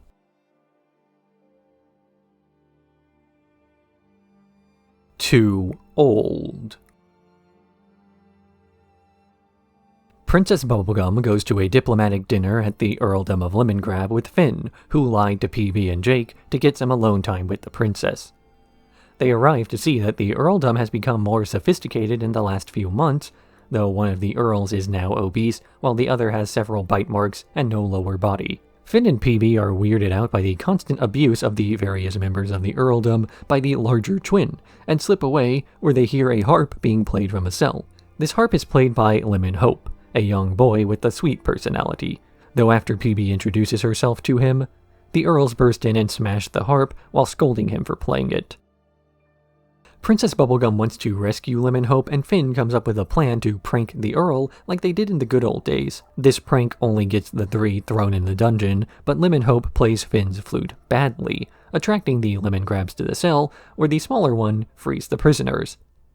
They try to escape, but the doors are sealed shut, and the Lemon people are electrocuted into fighting Finn. But the smaller Lemongrab, partially eaten for freeing them, comes out of his twin's mouth to encourage Lemonhope to be a better person, before freeing everyone as PB and Finn escape to give Lemonhope a better life in the Candy Kingdom. This episode is a callback to Too Young, when Finn and a younger Princess Bubblegum attempted to win a prank war against Lemongrab in order to win back the kingdom they lost. But the parallels diverge in this episode when their motives are less pure. PB was originally trying to win back her kingdom in a childish way because she was a child, but it was also considered the right thing to do because they were the ones who lost their land. Here, PB and Finn are the guests of the Earldom of Lemongrab, and while it's true that their motives in trying to rescue Lemonhope are pure, they're still the ones trying to change someone else's legacy, and thus there's a greater need for justification to doing so. And sure, Princess Bubblegum may have been up to justify kidnapping Lemonhope, as it was clear that something was going wrong with the Earldom surrounding him that would have stifled his creativity and greatness. But these are only the justifications of PB. Finn doesn't care so much about Lemonhope as he does about trying to make Flame Princess jealous by playing around with another girl and trying to recreate old times. So the callback of this episode is not just something that exists outside of the universe, but in-universe as well, as Finn desperately wants to go back to how things used to be, before he blew it.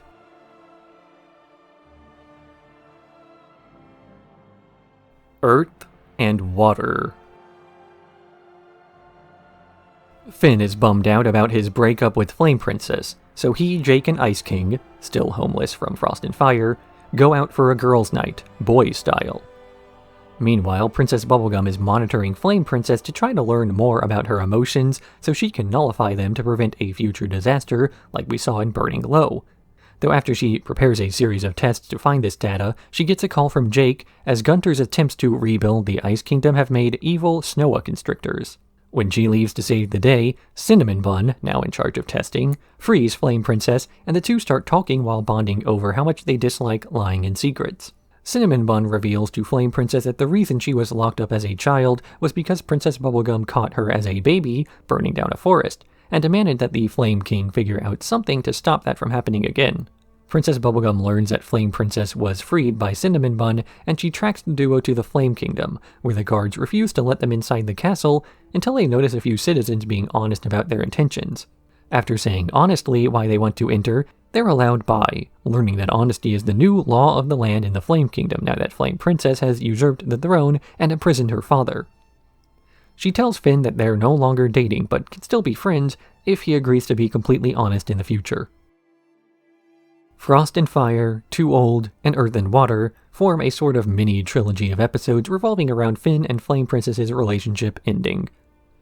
This was a relationship that began shortly after Flame Princess first left a lantern in the Fire Kingdom for the first time, having spent her whole life locked away for the safety of the Flame King, as well as the world at large. There's a bit of a misunderstanding behind why all of this occurred, that Princess Bubblegum said she would take care of it herself if Flame King did not, but here we see that this meant doing science on her to allow her to control herself better. It was the Flame King who had the idea to keep the princess locked away when his other plan to release her into the wild to die of exposure didn't work. This plan itself was something done out of self-preservation. The story of the Flame Kingdom has borrowed from classics like Shakespeare in the past, so it's not a stretch to go back a bit further in the Western canon to Oedipus Rex. So Flame Princess began her life locked away due to a misunderstanding. She then began dating Finn while having little experience with the way the world worked outside of the limited interactions she had had with her father, who was unlikely to admit he locked up his daughter out of fear of being dethroned because it would make him look weak.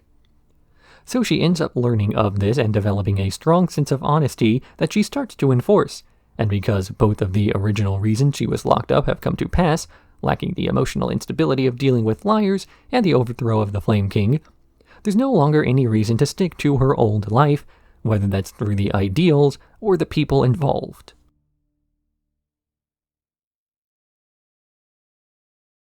Time Sandwich. Finn and BMO are playing blindfolded finger spread when Jake comes in with sandwich ingredients, getting into the zone so he can make the perfect sandwich. Combining Prismo's pickles, his own tears, the soul of a lobster, and a few other valuable items, he makes the best sandwich ever. And then Magic Man appears and steals it. Jake tries to fight him for it, but gets overpowered, so Magic Man leaves him with a riddle before jumping out the side of the house, then slowing down time to savor the moment. Finn and Jake try to get the sandwich back, but are slowed too much when they try to get near him, asking others for assistance to retrieve it. BMO offers to retrieve the sandwich, but instead makes them set up a cool skateboard video. Princess Bubblegum fires an anti-molasses missile that only makes BMO's skateboard trick look cooler. Marceline shows up to do a demon elbow drop, but only gets frozen as well. Jake gives up on getting his sandwich back or making a new one, and he starts to mourn the old sandwich, only to accidentally walk into the time sphere without slowing down. He realizes that his sadness stops him from being affected and imagines his own funeral to get closer, punching out Magic Man and destroying the time bubble. Marceline elbow drops Magic Man and BMO hits him with their skateboard before Jake finally gets to take a bite of his perfect sandwich.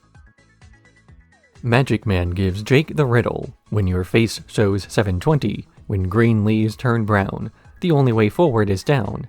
Then you'll see, the wetter the better, which, while being wordplay at best, still winds up being mostly true by the end of the episode.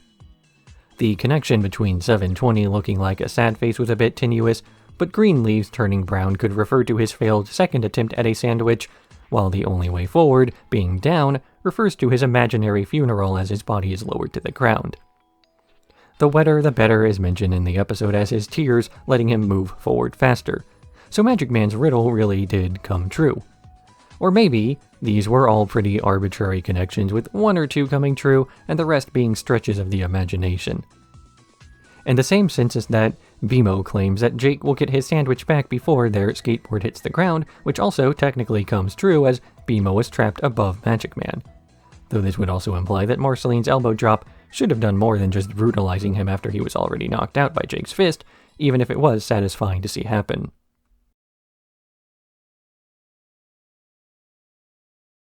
The Vault. Finn keeps sleepwalking and smashing up the house due to something in his vault. So Jake gives him a game called Regression Simulator that will hypnotize him to see his past lives. Here, he sees himself as a blue comet, a butterfly, and some goo, before seeing a woman named Shoko riding a tiger to the mansion from The Creeps, where she meets with the Bat Boy gang who tell her to steal an amulet from a neighboring gang. This neighboring gang is the Candy Kingdom, still under construction, and Shoko infiltrates it by pretending she was attacked to be let inside. Princess Bubblegum helps Shoko out, sounding horrified at her backstory, like how her parents sold her arm for a computer before offering her a job. Shoko works well at this new job until she's taken underneath the Candy Kingdom, where Princess Bubblegum was working on the Gumball Guardians, and she has Shoko help in building them before activating the new Guardians with the amulet Shoko was sent to steal. As a reward for assisting, Shoko's given a mechanical arm by PB, which causes her to second-guess her loyalty. But that night, Shoko steals the amulet anyway, running away with it before being chased by the Gumball Guardians into a radioactive river. PB calls off the chase, but Shoko survived, crawling her mutated body to a tree on a hill where she presses her reset button. This tree becomes the tree fort, where the flashback ends. Finn calls PB over for Reckoning, where he smashes up the floor a bit before seeing Shoko under there, taking the amulet from her and returning it to Princess Bubblegum. Finn's vault was at first just a thing he did to avoid his emotions, but now the emotions are coming out, not only due to things like nightmares and sleepwalking, but because the show itself has taken on a more mature tone over the last several years. At the risk of sounding like a broken record, Adventure Time is a show that matured with its audience, and the vault, the concept, not the episode, is the sort of thing that facilitates that idea. Finn being in a cycle of reincarnation and having lived a past life as a mercenary stealing for gains before dying in pain is a kind of story that wouldn't have fit into Season 3, but now we're in the second half of Season 5, so the audience is old enough to start dealing with more complex plots that incorporate a bit of darkness over the less ambiguous good and evil that the early seasons contained in more straightforward plots. Finn seals concepts in the vault, not only because he's not ready to deal with them, but because the audience isn't either. A few major reveals are made during this episode. For one, that Princess Bubblegum is far older than she told everyone she was, and that Finn is far older than he has also been telling everyone he was, having reincarnated several times over his life, something Shoko even alludes to when she collapses on the ground at the side of the tree fort. And while the episode focuses on Shoko, we're already primed to believe that the other flashbacks are important too, when realizing that the butterfly he once was lines up with his spirit animals from Still when he had to astral project to defeat the Ice King.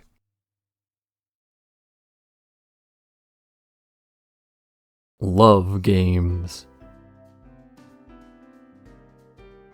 Finn is podcasting with Jake about how he's moved on from dating princesses to saving them, and then Slime Princess enters asking Finn to marry her. She needs to be wed as her sister Blargatha has found a love lately with the evil Guillermo, and they plan on ruling as tyrants. So Finn agrees to an in-name-only wedding, only for Blargatha to refuse to acknowledge this, challenging them to the Slime Kingdom tradition of the Trials of Glarb, games to see which couple is the most in love, refereed by Elder Plops. The first trial is crooning, something Finn is able to succeed in by channeling his feelings for Flame Princess into song. The second is spooning, something Finn refuses to do with Slime Princess, giving the point to Blargatha and Guillermo. The final challenge is kissing, but when Finn throws up before a rehearsal kiss, he decides to simply beat up Guillermo to get him to leave. He enters Blargatha's chambers, where he sees rows and rows of tanks prepped for a takeover. But Finn jumps in after the couple and punches out Guillermo, revealed to be a blob with olives for eyes. This disqualifies Blargatha from competing, and Slime Princess remains in charge, but she throws up before her celebratory kiss with Finn. You know Finn's feelings are in the dumps because he started a podcast about how much he doesn't care about not dating anymore. He then tries to test this theory by pretending to be in a relationship with Slime Princess, if only to prove he can fake a relationship and not feel anything by it, and then he fails. When you're trying to avoid something completely to claim you're done with it, you haven't actually proven that you're over it at all. Finn says he's cool with not being in a relationship anymore, yet he has to actively avoid romantic feelings of any kind. Were he really done, he'd be able to fake a relationship with Slime Princess, and he'd still be completely emotionally detached from the situation. But it's probably for the best that he wasn't. Constantly being reminded of romantic things like swan boats and so on caused Finn to succeed in the first challenge by channeling that heartbreak into song. And while the trials of Glarb never reached their conclusion, the fact that he still has the ability to make something positive from the whole experience means he's able to at least remember the good moments instead of shutting off positive feelings in the vault or something.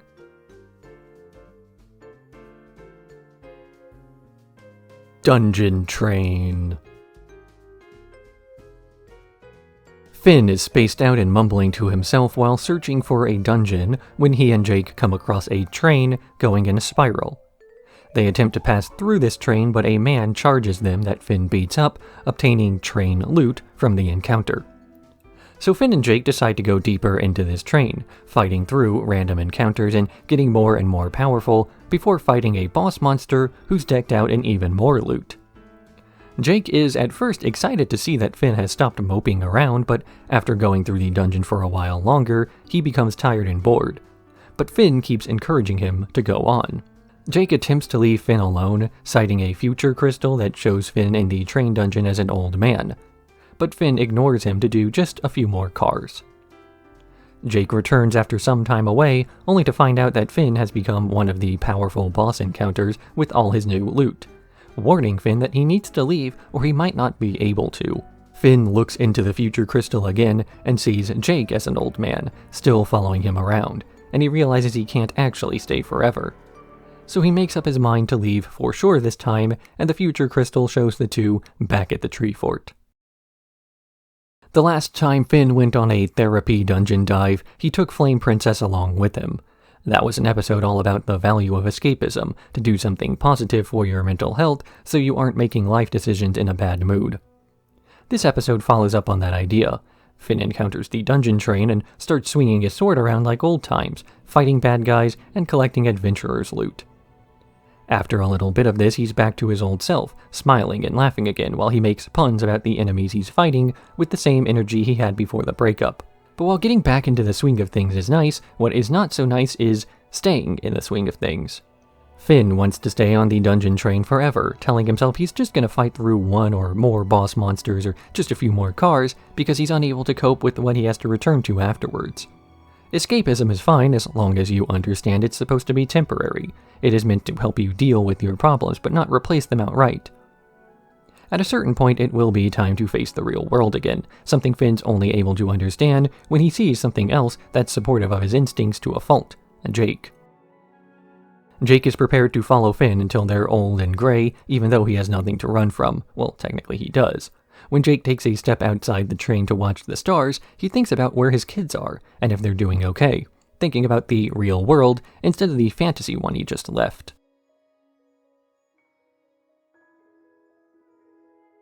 Box Prince. After a storm, Finn sees a box with a face on it blowing by and heads out to investigate, where he learns it's a cat inside of a box, meowing as Finn wonders if it's lost and needs to be taken home.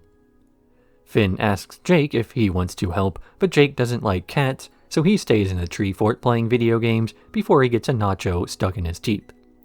Jake refuses to stretch to get the nacho piece out, saying that's taking the easy way out. So he tries several things to remove it before giving up and allowing it to be a minor inconvenience to remind him of that lesson. Meanwhile, Finn has arrived at the Box Kingdom, made of cardboard boxes and populated by cats, where he learns the box prince he's been following has been usurped. They retrieve the missing cardboard crown and reveal the prince to the people, though they seem uninterested until the usurper prince challenges the box prince to a joust.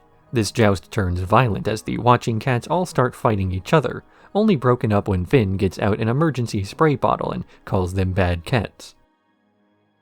But in the commotion, the boxes were knocked off of the cats, and Finn realizes both princes were identical underneath.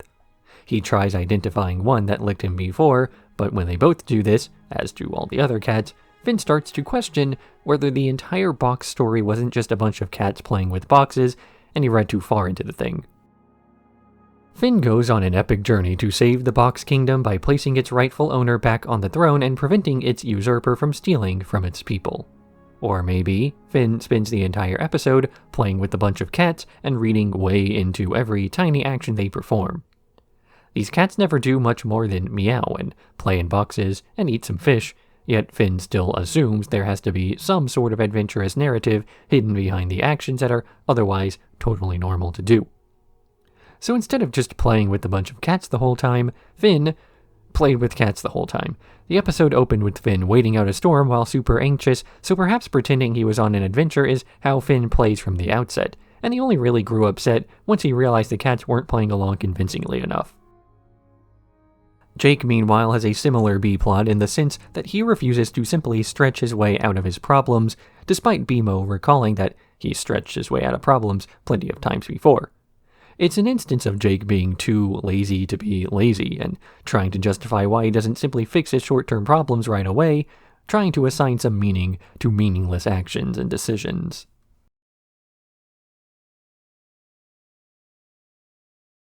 Red starved.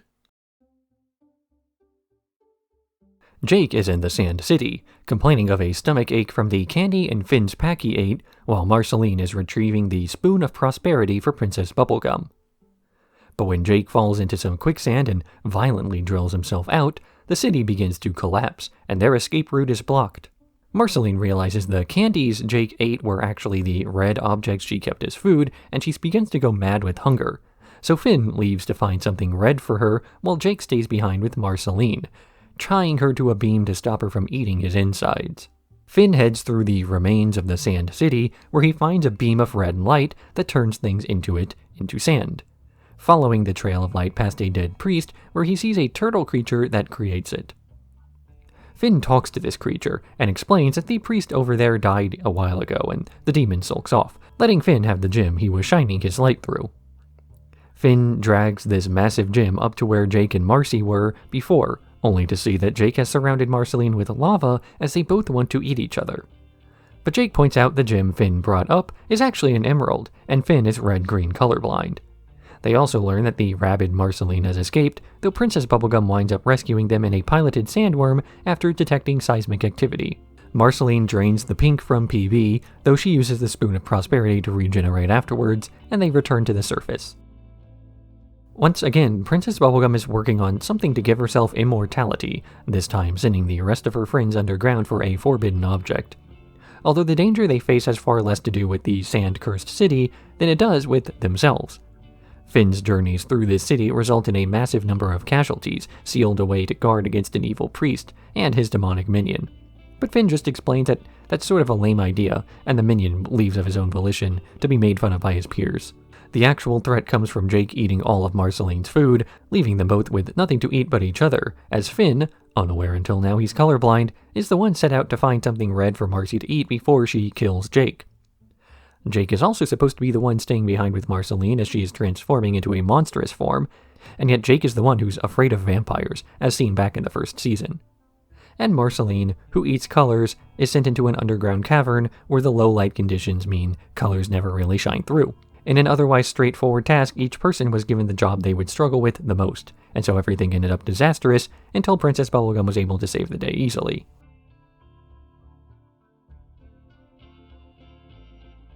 We fixed a truck.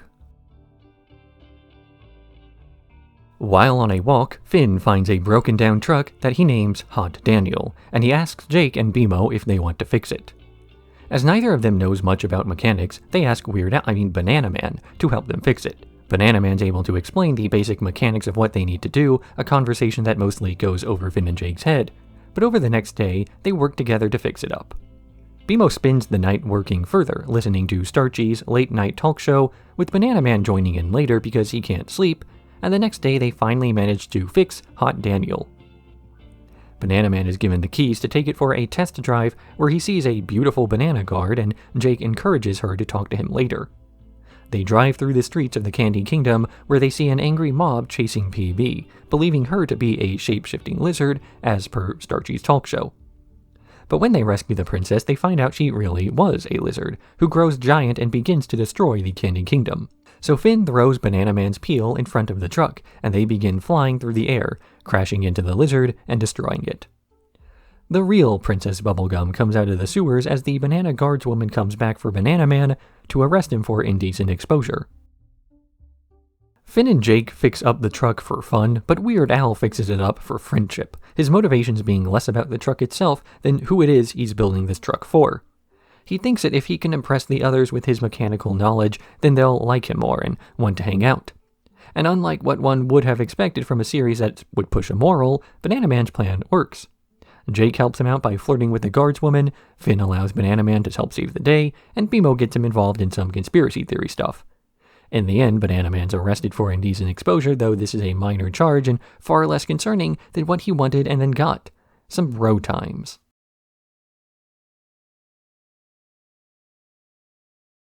Playdate. Finn and Jake are tired of Ice King living in their house, so they try to convince him to leave and check into a hotel, though Ice King refuses, saying he'd just be lonely. So to give them some peace and quiet, they invite Abracadaniel as a playmate for the Ice King. When Ice King destroys one of Abracadaniel's flower spells, the other wizard starts to fawn over how cool Ice King is, and soon they're the best of friends. After getting invited to Abracadaniel's interpretive dance show, Finn and Jake decide to leave the two alone, and the wizards pretend to be too afraid of the dark to leave. They stay up all night as Ice King shows off Finn and Jake's treasure collection to his new friend, eventually bringing the tour over to the demon sword. Ice King reads off the demon language on the hilt, and Keoth is summoned, quickly overpowering the two wizards. Finn and Jake come down to banish the demon, but he threatens Ice King and Abracadaniel's lives unless they destroy the sword and give him his blood back. Finn breaks the sword, and Keoth becomes more powerful, kidnapping Jake, who he believes is Joshua, as Ice King and Abracadaniel return to the Ice Kingdom, because it's been rebuilt for weeks. The Pit. Jake is taken to the broke-up dimension where Keoth was originally from, tossed into a pit in the demon's yoga room where his blood is drained, preventing Jake from using his powers. Finn wants to rescue Jake but doesn't know how, inviting Lady Rainicorn over for help in researching Joshua's old videotapes. Most of his videotapes on Keoth were taped over by Jake making sexy videos, or BMO and Shelby recording a sequel to Heat Signature. But Finn is still able to piece together enough information on how the sword was made and where the portal to his dimension was found to track down Joshua's old cave systems. Meanwhile, Jake is refusing to fight Keoth, staying in his pit to talk to Little Buddy until he's destroyed by the booby-trapped essentials. Keoth tosses a dog woman named Samantha into the pit, telling them to destroy each other, though Jake also refuses to fight her because he's confident Finn will arrive soon. Finn and Lady do arrive soon, after they track down the original tablets Joshua used to enter the broke-up dimension. Finn pulls out a new demon sword to fight Keoth, but Keoth simply consumes the blood from this sword, only for Finn to reveal it was not blood, but frozen grape juice blessed by Shelby in their movie's priest costume. Keoth explodes and Jake gets his blood back, breaking the dimension's glass to return home. Samantha says she's no longer interested in destroying Jake, and they all come in for a group hug. Finn's blood sword is destroyed, and the demon he inherited from his father returns to the mortal realm seeking vengeance against the man who imprisoned him. But that man is dead, and he gets Jake instead, who doesn't give Keoth the fight he had been waiting years for. He tries to get Jake to fight someone, but he continues to refuse.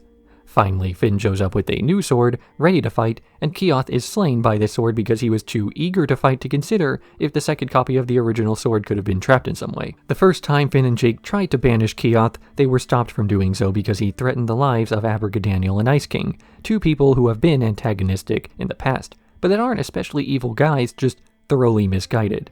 Abracadaniel's first appearance had Finn and Jake give him a confidence boost, only for this confidence boost to turn him into a jerk that Finn defeated with the Power Screech.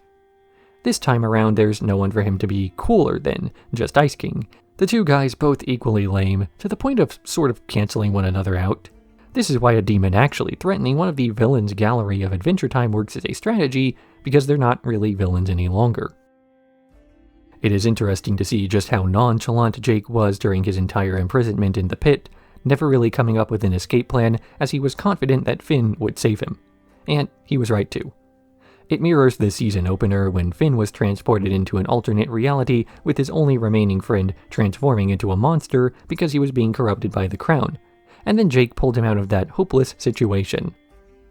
Jake gets put into an alternate dimension and stripped of his powers, but the duo's beaten greater odds before, so there's not a reason to worry.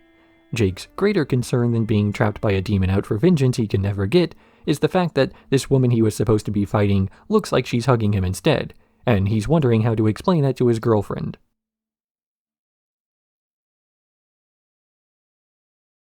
James. The episode opens on a funeral service with Finn and Jake barely able to hold it together as they put on happy faces for a ceremony held by Princess Bubblegum. It then flashes back to Finn, Jake, Princess Bubblegum, and a candy citizen named James as they explore a pit in the Desert of Wonder. Jake is unsure why James was brought along, as he doesn't seem to be taking the mission very seriously, cracking jokes and doing impressions the whole time.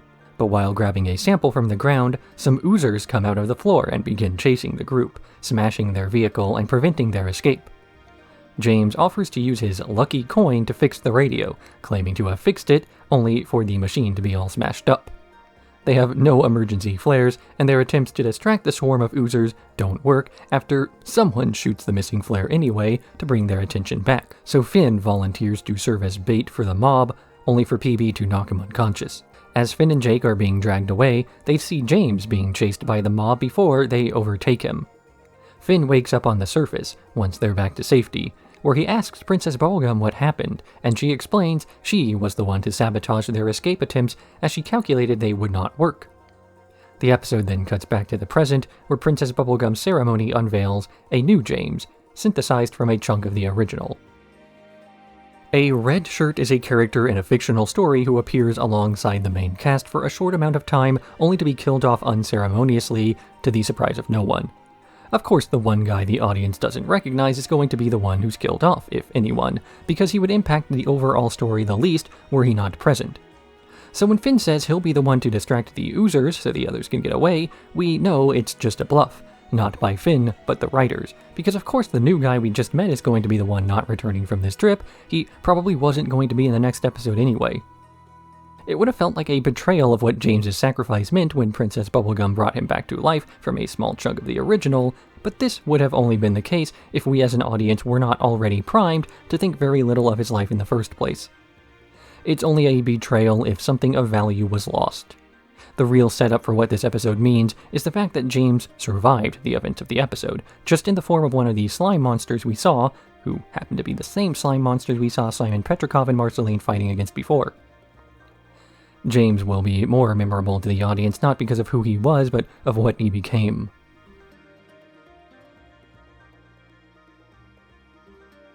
Root Beer Guy.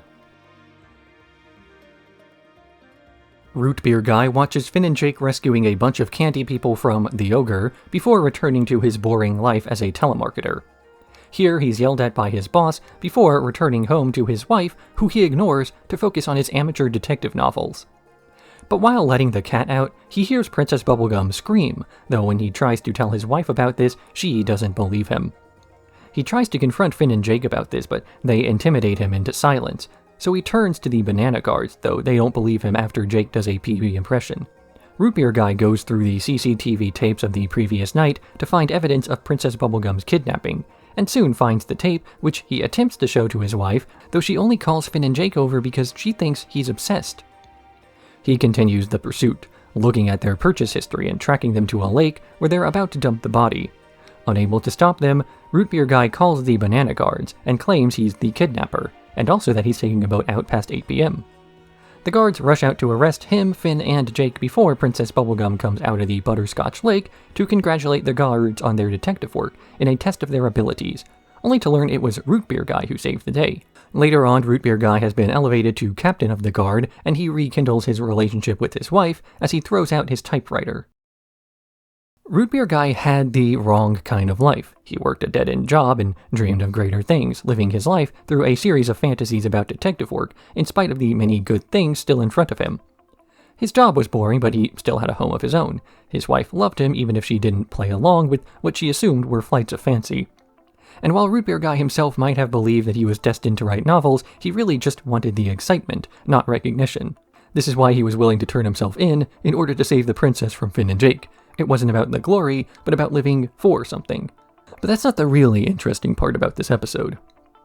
Because each citizen of the Candy Kingdom was made by Princess Bubblegum for a specific purpose. The Banana Guards are made to guard. Starchy was made to tend the graveyard, so the fact that someone could be tailor-made to the wrong role means it's possible anyone might be in the wrong role. The Candy Kingdom is far less of a political entity and far more of an extended laboratory for its ruler, Princess Bubblegum, and the show will lean more into the actual structure and flaws of that structure later on.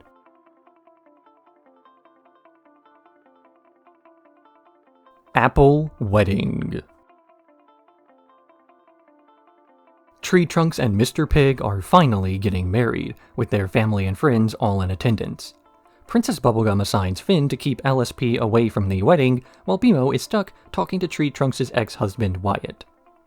But when it's time for the ceremony, Princess Bubblegum learns that TT has decided she doesn't recognize her authority, as she wants the King of Ooh to officiate the wedding instead. Finn fails to keep the wedding dress-clad LSP from crashing the wedding, and Jake gets swarmed by the kiddos. Princess Bubblegum is furious that the fraudster is in attendance, and so she enters the king's blimp to look for evidence, eventually crashing into the wedding itself before vows can be exchanged, to show that his officiant license is expired. Though when he shows off his renewed forms, Princess Bubblegum simply throws him, and the entire wedding party, into her dungeon. While imprisoned, Tree Trunks sees her mother making out with her ex-husband and begins to dig her own grave.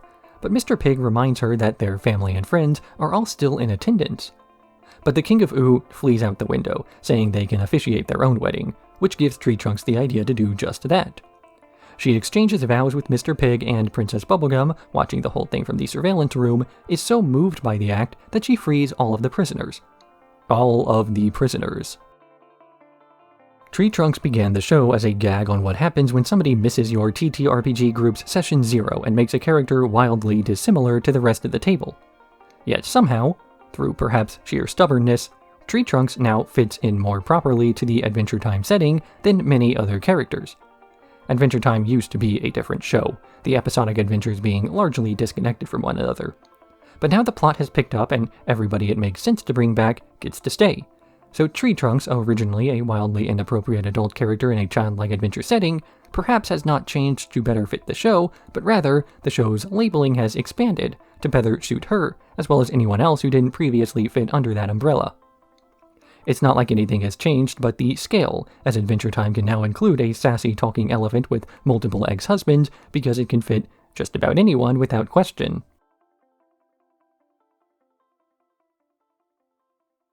Blade of Grass. Finn and Jake are fighting on slides, though Jake is doing most of the work because Finn is still wielding the broken demon blood sword from the pit. So they go to the market to buy a new one, turning down Choose Goose after remembering the armor of Zeldron he sold them, and going to a grass shack where a grass wizard sells them a grass sword.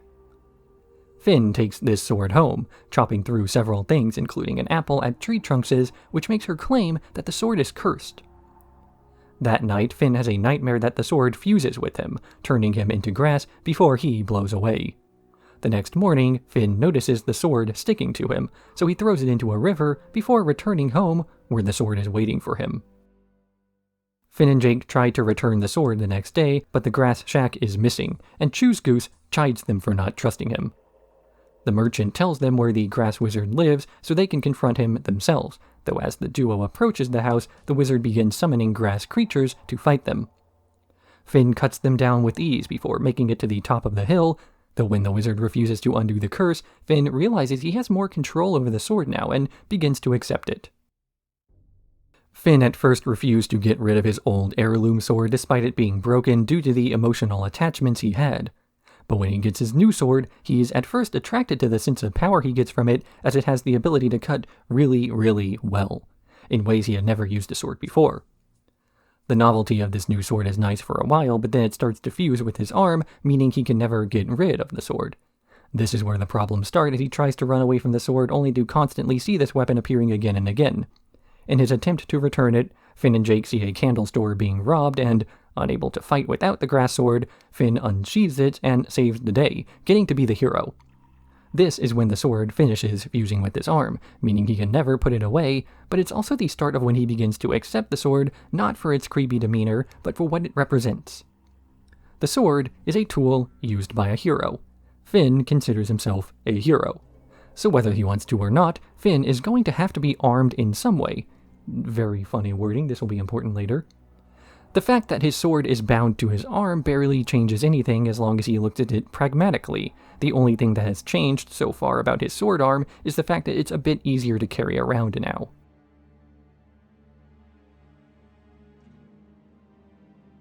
Rattleballs. Finn realizes he's been slacking on his duties to defend Princess Bubblegum, so he starts hanging around her all the time to the point of annoyance. PB orders him to take a break, which Finn does by going to a junkyard and practicing with his new grass sword. But while he's here, he is saved from a falling car by a robot named Rattleballs, who insults Finn's swordsmanship before returning to meditation.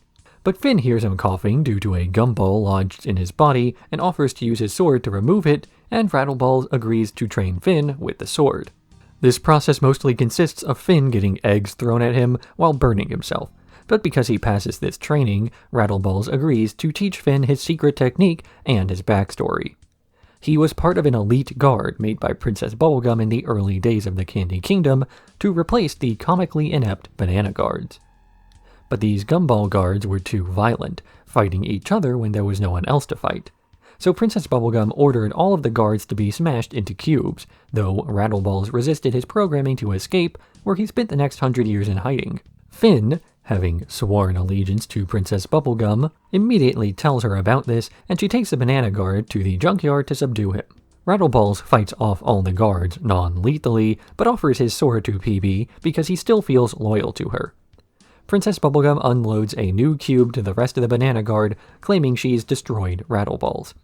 But in secret, she knights him before allowing the robot to defend the Candy Kingdom in the shadows. At first, Rattleballs feels like another mistake of Princess Bubblegum in the vein of Lemon Grab, one of her experiments that went too far in the interest of safety or security that she wishes to undo. But considering that Rattleballs is over 100 years old and was a member of the Candy Kingdom from back when it was still under construction, the same state we saw it in during the Vault, gives an idea of why Princess Bubblegum would have built a robot army for defense. The world back then used to be a lot more dangerous, so there was a need for tougher security guards. But once things stabilized, Princess Bubblegum had to get rid of the guards as they were so stir-crazy they began attacking everything and anything. In the current season, the Candy Kingdom is defended by the Banana Guards, the comically inept guys who the Gumball Guards were meant to replace. Princess Bubblegum could bring back the comic relief after the tension let up a bit. But then this calls attention to the fact that she recommissioned Rattleballs to protect the Candy Kingdom in secret. She doesn't want to worry the other citizens and Banana Guard by making it look as though something dangerous is on the way, though she still recognizes that something big is coming up.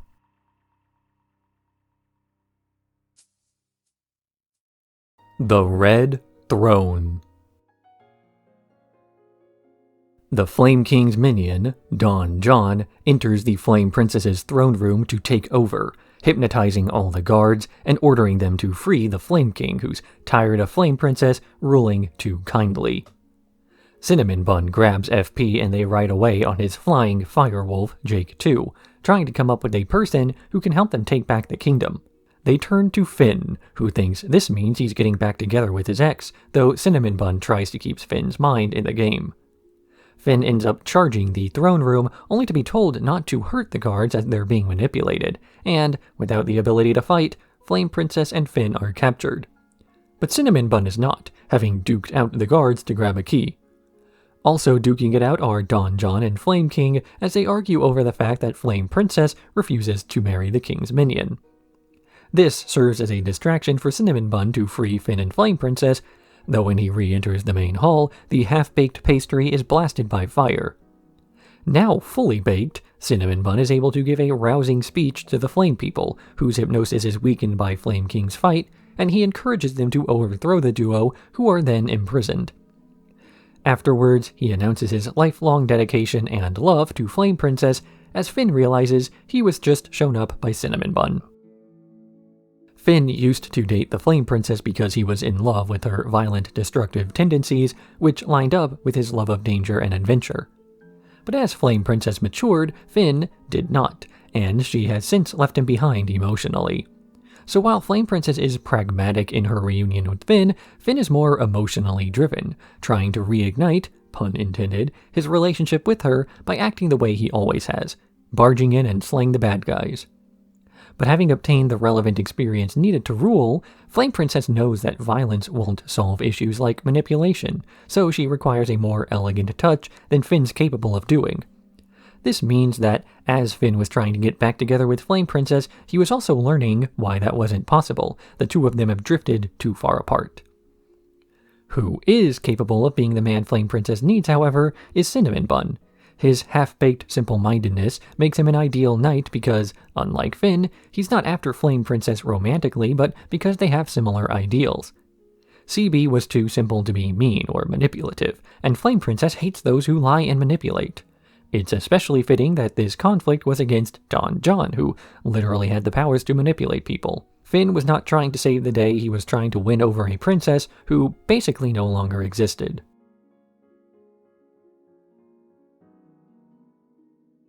Betty. The secret wizards from before are attempting to summon Bella Noche, as Ice King watches in secret. Their attempt succeeds in spite of the Grand Master Wizard trying to stop the ceremony, and Bella Noche is summoned, being an anti-magical being who cancels the magic powers of everyone who comes near.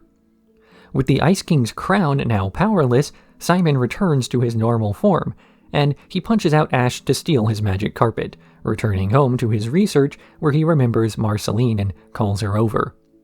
She arrives with Hambo in hand, the sentimental value of the object being the key to open a portal to the past.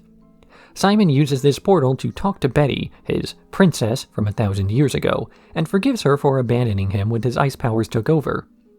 But instead of letting Simon go, Betty jumps through the portal to the present, where she learns that Simon is dying as the crown's magic was the thing keeping him alive all this time. She takes Simon to Wizard City, where Bella Noche's influence is growing, the duo pursued by Death, who bargains with Simon between death and remaining as Ice King.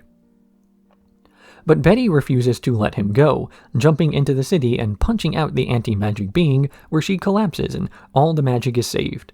Ice King returns to his old, new-ish, crazy self, telling the kidnapped Muscle Princess about how he met the love of his life while passed out, as Betty, in disguise, flies away.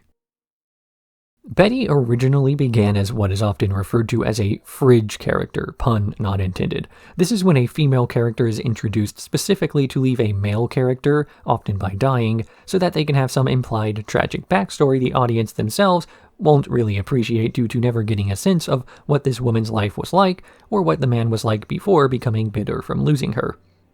This episode revisits the idea of Betty to make her more fleshed out and effectively to unkill the character so she can become less of a plot device to make the audience feel like they're supposed to feel bad, so that the tragedy itself can become more overt rather than implied. I don't think it was intentional to make Betty into a non-character in her first appearance, but it was an Ice King-centric episode, so that was one of those inevitabilities of focusing on one thing for the episode only. There's only 11 minutes per episode, so some things just don't get the same consideration as others. Also not getting a lot of consideration is Betty herself, who was just transported 1,000 years into the future into a post-Mushroom War world, and immediately sets out to punch the center of an anti-magic field rather than taking some time to adapt to the insanity. Though later on this becomes less of a rushed plotline and more of a subtle character moment, where we see the extreme lengths Betty is willing to go to for those that she loves. Punching out Bella Noche, a decidedly non-magical method of defeating her, is the least of what she'll do.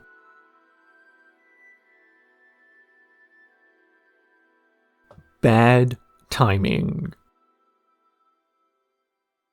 Princess Bubblegum is showing off her newly invented time travel sphere, able to send anything recorded by the sphere back in time. Lumpy Space Princess overhears this showcase and bursts in, demanding that PB take her back in time to when her ex-boyfriend Brad still loved her. PB insists that time travel doesn't work that way, so LSP gets furious and runs off to a candy bar where she meets up with Johnny, an old friend from her school days. He's in town to present a business deal to Princess Bubblegum, though he's nervous about this. LSP gives him a bit of advice on how to be more confident, and the two hit it off, with LSP eventually invited to spend the night at his place. The next day, Johnny has his meeting, and it's a success due to the good vibes Lumpy Space Princess sent his way. But when she learns that Johnny was invited back to a dinner to arrange the details of this business deal, and that the dinner is just Princess Bubblegum and him, she grows resentful and decides to crash this dinner by throwing lit bottles inside and crashing a truck through the front door. LSP then enters the burning room with Princess Bubblegum's time travel orb to send Johnny back to when they first reunited at the bar. But when LSP arrives there, she doesn't find Johnny, as he was never recorded by the time travel orb. Lumpy Space Princess leaves the bar depressed as Johnny appears outside the frame among all the demons. During this episode, Lumpy Space Princess shows her usual brand of desperation, the sort of thing that got an innocent man jailed back in Candy Streets, and has been an aspect of her character since her first appearance, where she was more interested in partying and gossip than curing Jake's lumps. Yet despite her usual behavior appearing yet again in this episode, the tone behind it all is different. LSP has a self-aware monologue about how she doesn't have what it takes to show the sort of restraint one needs to have when in love, just before trying to immolate Princess Bubblegum. That she wanted to go back in time twice to undo her earlier mistakes in life shows that she knows she's doing things wrong, very wrong, and so the audience is able to sympathize with her. We wouldn't go quite as far as she ever has, but everyone's done something dumb in the heat of passion. But the thing about this episode is that it very briefly shows Lumpy Space Princess as more than she is. For a moment, she has a normal romantic relationship, at least as normal as things can get in OO. She finally found the love she's been fruitlessly chasing for the entire show, and then because of who she is as a person, threw it all away over nothing. LSP is doomed to fail at her attempts to be happy. She knows it's her fault, she keeps dooming herself, and there's practically nothing she can do about it. A once obnoxious character is now tragic, something Adventure Time's done before.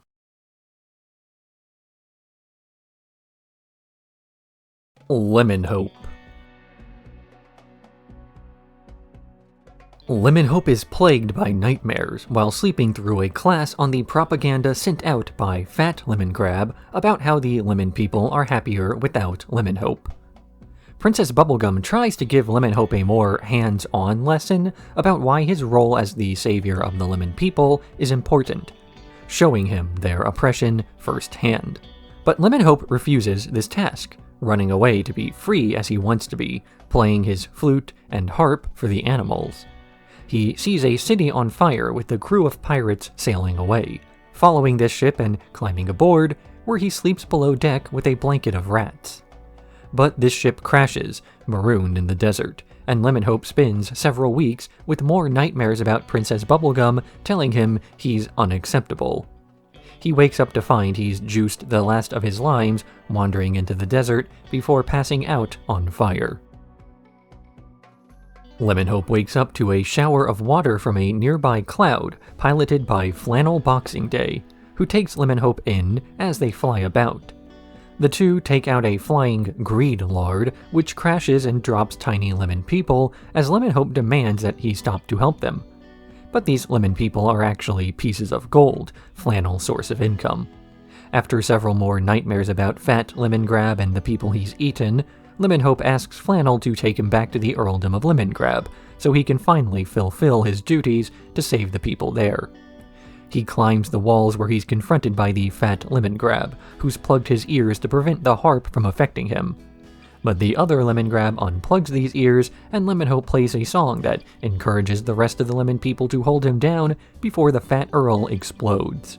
Lemonhope then has another dream, this one not a nightmare, before waking up to see Princess Bubblegum sewing the thin Lemon Grab back together as she asks him to stay and be the champion of the lemons. But Lemonhope refuses this honor, roaming the world freely for the next 1,000 years, watching the world grow and fall before returning to the empty earldom and returning to his bed. Lemonhope spent the first part of his life locked away in the earldom, never experiencing any freedom of his own until he was saved by Finn and Princess Bubblegum. After experiencing freedom for the first time, he becomes obsessed with it to a dangerous point, where he refuses to go back to save the people who sacrificed so much to give him that freedom. Lemonhope has a point. To truly appreciate freedom, one must be allowed to exercise that freedom to any extent. Obviously, it's wrong to deny others their own liberties, as Fat Lemon Grab was doing, but what's less obvious is the fact that you can deny people these liberties by not preserving them as well. The cost of freedom is constant vigilance, as those who don't fight for freedom rarely get to express it for long. Lemonhope embodies political apathy, despite so many others doing so much for him, that it isn't until he learns to appreciate the sacrifice of others that he finally understands the value of this sacrifice. But before learning this lesson, he fails in his life repeatedly, because he doesn't seem to understand that there's a lesson to be learned at all. He goes from living his life locked in the Lemon Grab bathroom and having his instruments smashed, to living his life covered in rats while starving in the desert. To him, an improvement. There was a brief moment where he lived in the Candy Kingdom, but he still wasn't free. He was restricted by the expectations others placed on him. Realistic expectations, but expectations nonetheless. Joining with the pirates and getting stranded are technically expressions of freedom, even if they aren't very good ones. Freedom means the freedom to do the wrong thing as much as it means to do the right one. And as much as one can do the right or wrong thing, one can also choose to do these for the right or wrong reasons. Lemonhope does eventually return to the Candy Kingdom, not because he wants to repay a debt or do the right thing, but because he wants to stop having nightmares about the fact that he didn't. It is a selfish thing to do, even if it does have a positive consequence in the end, and perhaps it's better if systems are in place to encourage selfishness if it does wind up in the public interest. People naturally care about themselves more than others, but if the fate of one person is tied to the fate of a group of people, then the selfish thing to do is to make the world a better place. Lemonhope follows the hero's journey story archetype, where he begins by receiving a call to action from Princess Bubblegum that he rejects, escaping into the wilderness when he gets mentorship from Flannel Boxing Day, before returning, facing off against a supreme antagonist, and then finally returning home to see things are too different to accept staying, wandering into the sunset to continue living the ideals he has now both lived and fought for.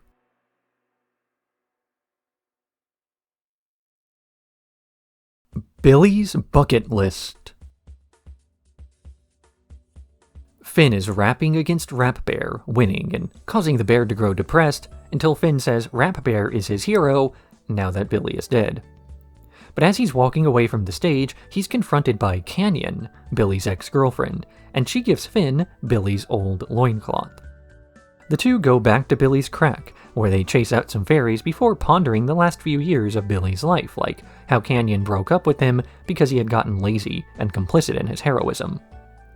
They then discover Billy's bucket list, with the tasks to tell Finn that thing and to take Canyon on one last ride. Finn and Canyon ride around, chased by monsters before destroying the motorcycle and parting ways. Finn then discovers one final task, to float in the ocean on his back. Finn tries to check this last item off, but the Fear Feaster returns, taunting him for being unable to conquer his fear of the ocean. As before, Finn knocks himself out and falls into the water, dreaming of underwater cities and giant whales before waking up terrified. The Fear Feaster laughs at him a bit more before Finn's grass sword manifests itself and slices through the thing, ridding Finn of his fear of the ocean for good. After lying on his back and finally relaxing, Finn sees Billy appear in the stars, as he thanks Finn for checking everything off his bucket list. He then tells Finn that thing. He must go to the Citadel, because that's where his father is, not Joshua, his human father. The second half of Season 5 of Adventure Time has been defined by Finn's relationship with the Flame Princess, despite Flame Princess no longer feeling the same way about him. His actions are those of someone investing more effort into pretending things are fine than to actually trying to be fine. Finn is stuck living in the past, but winds up finding a cure to this by living even further in the past, beyond this season, and back to when he still looked up to Billy. Finn spends some time living the life of a man he used to model his behavior after, and ends up able to clear his head for the first time in a while, at least clear his head in a healthy way. He remembers what it was that he originally wanted to do with his life, and finally achieves the change he wanted by going backwards. Sometimes if you hit a dead end, you need to back up before you can go forward again. Also returning to form is Finn confronting the ocean again. His fear of the ocean is due to the fact that he was separated from his family at a very young age by tall waves. This was something planned about his character from the beginning of the show that never really got that much development, as the details of Finn being the only human around were decided upon. One might even consider this idea as a retcon, just one that makes the show more interesting and thus gets away with it. It's fitting that Finn is given a hint about his family when he finally gets over his fear of the thing that separated him from his family in the first place.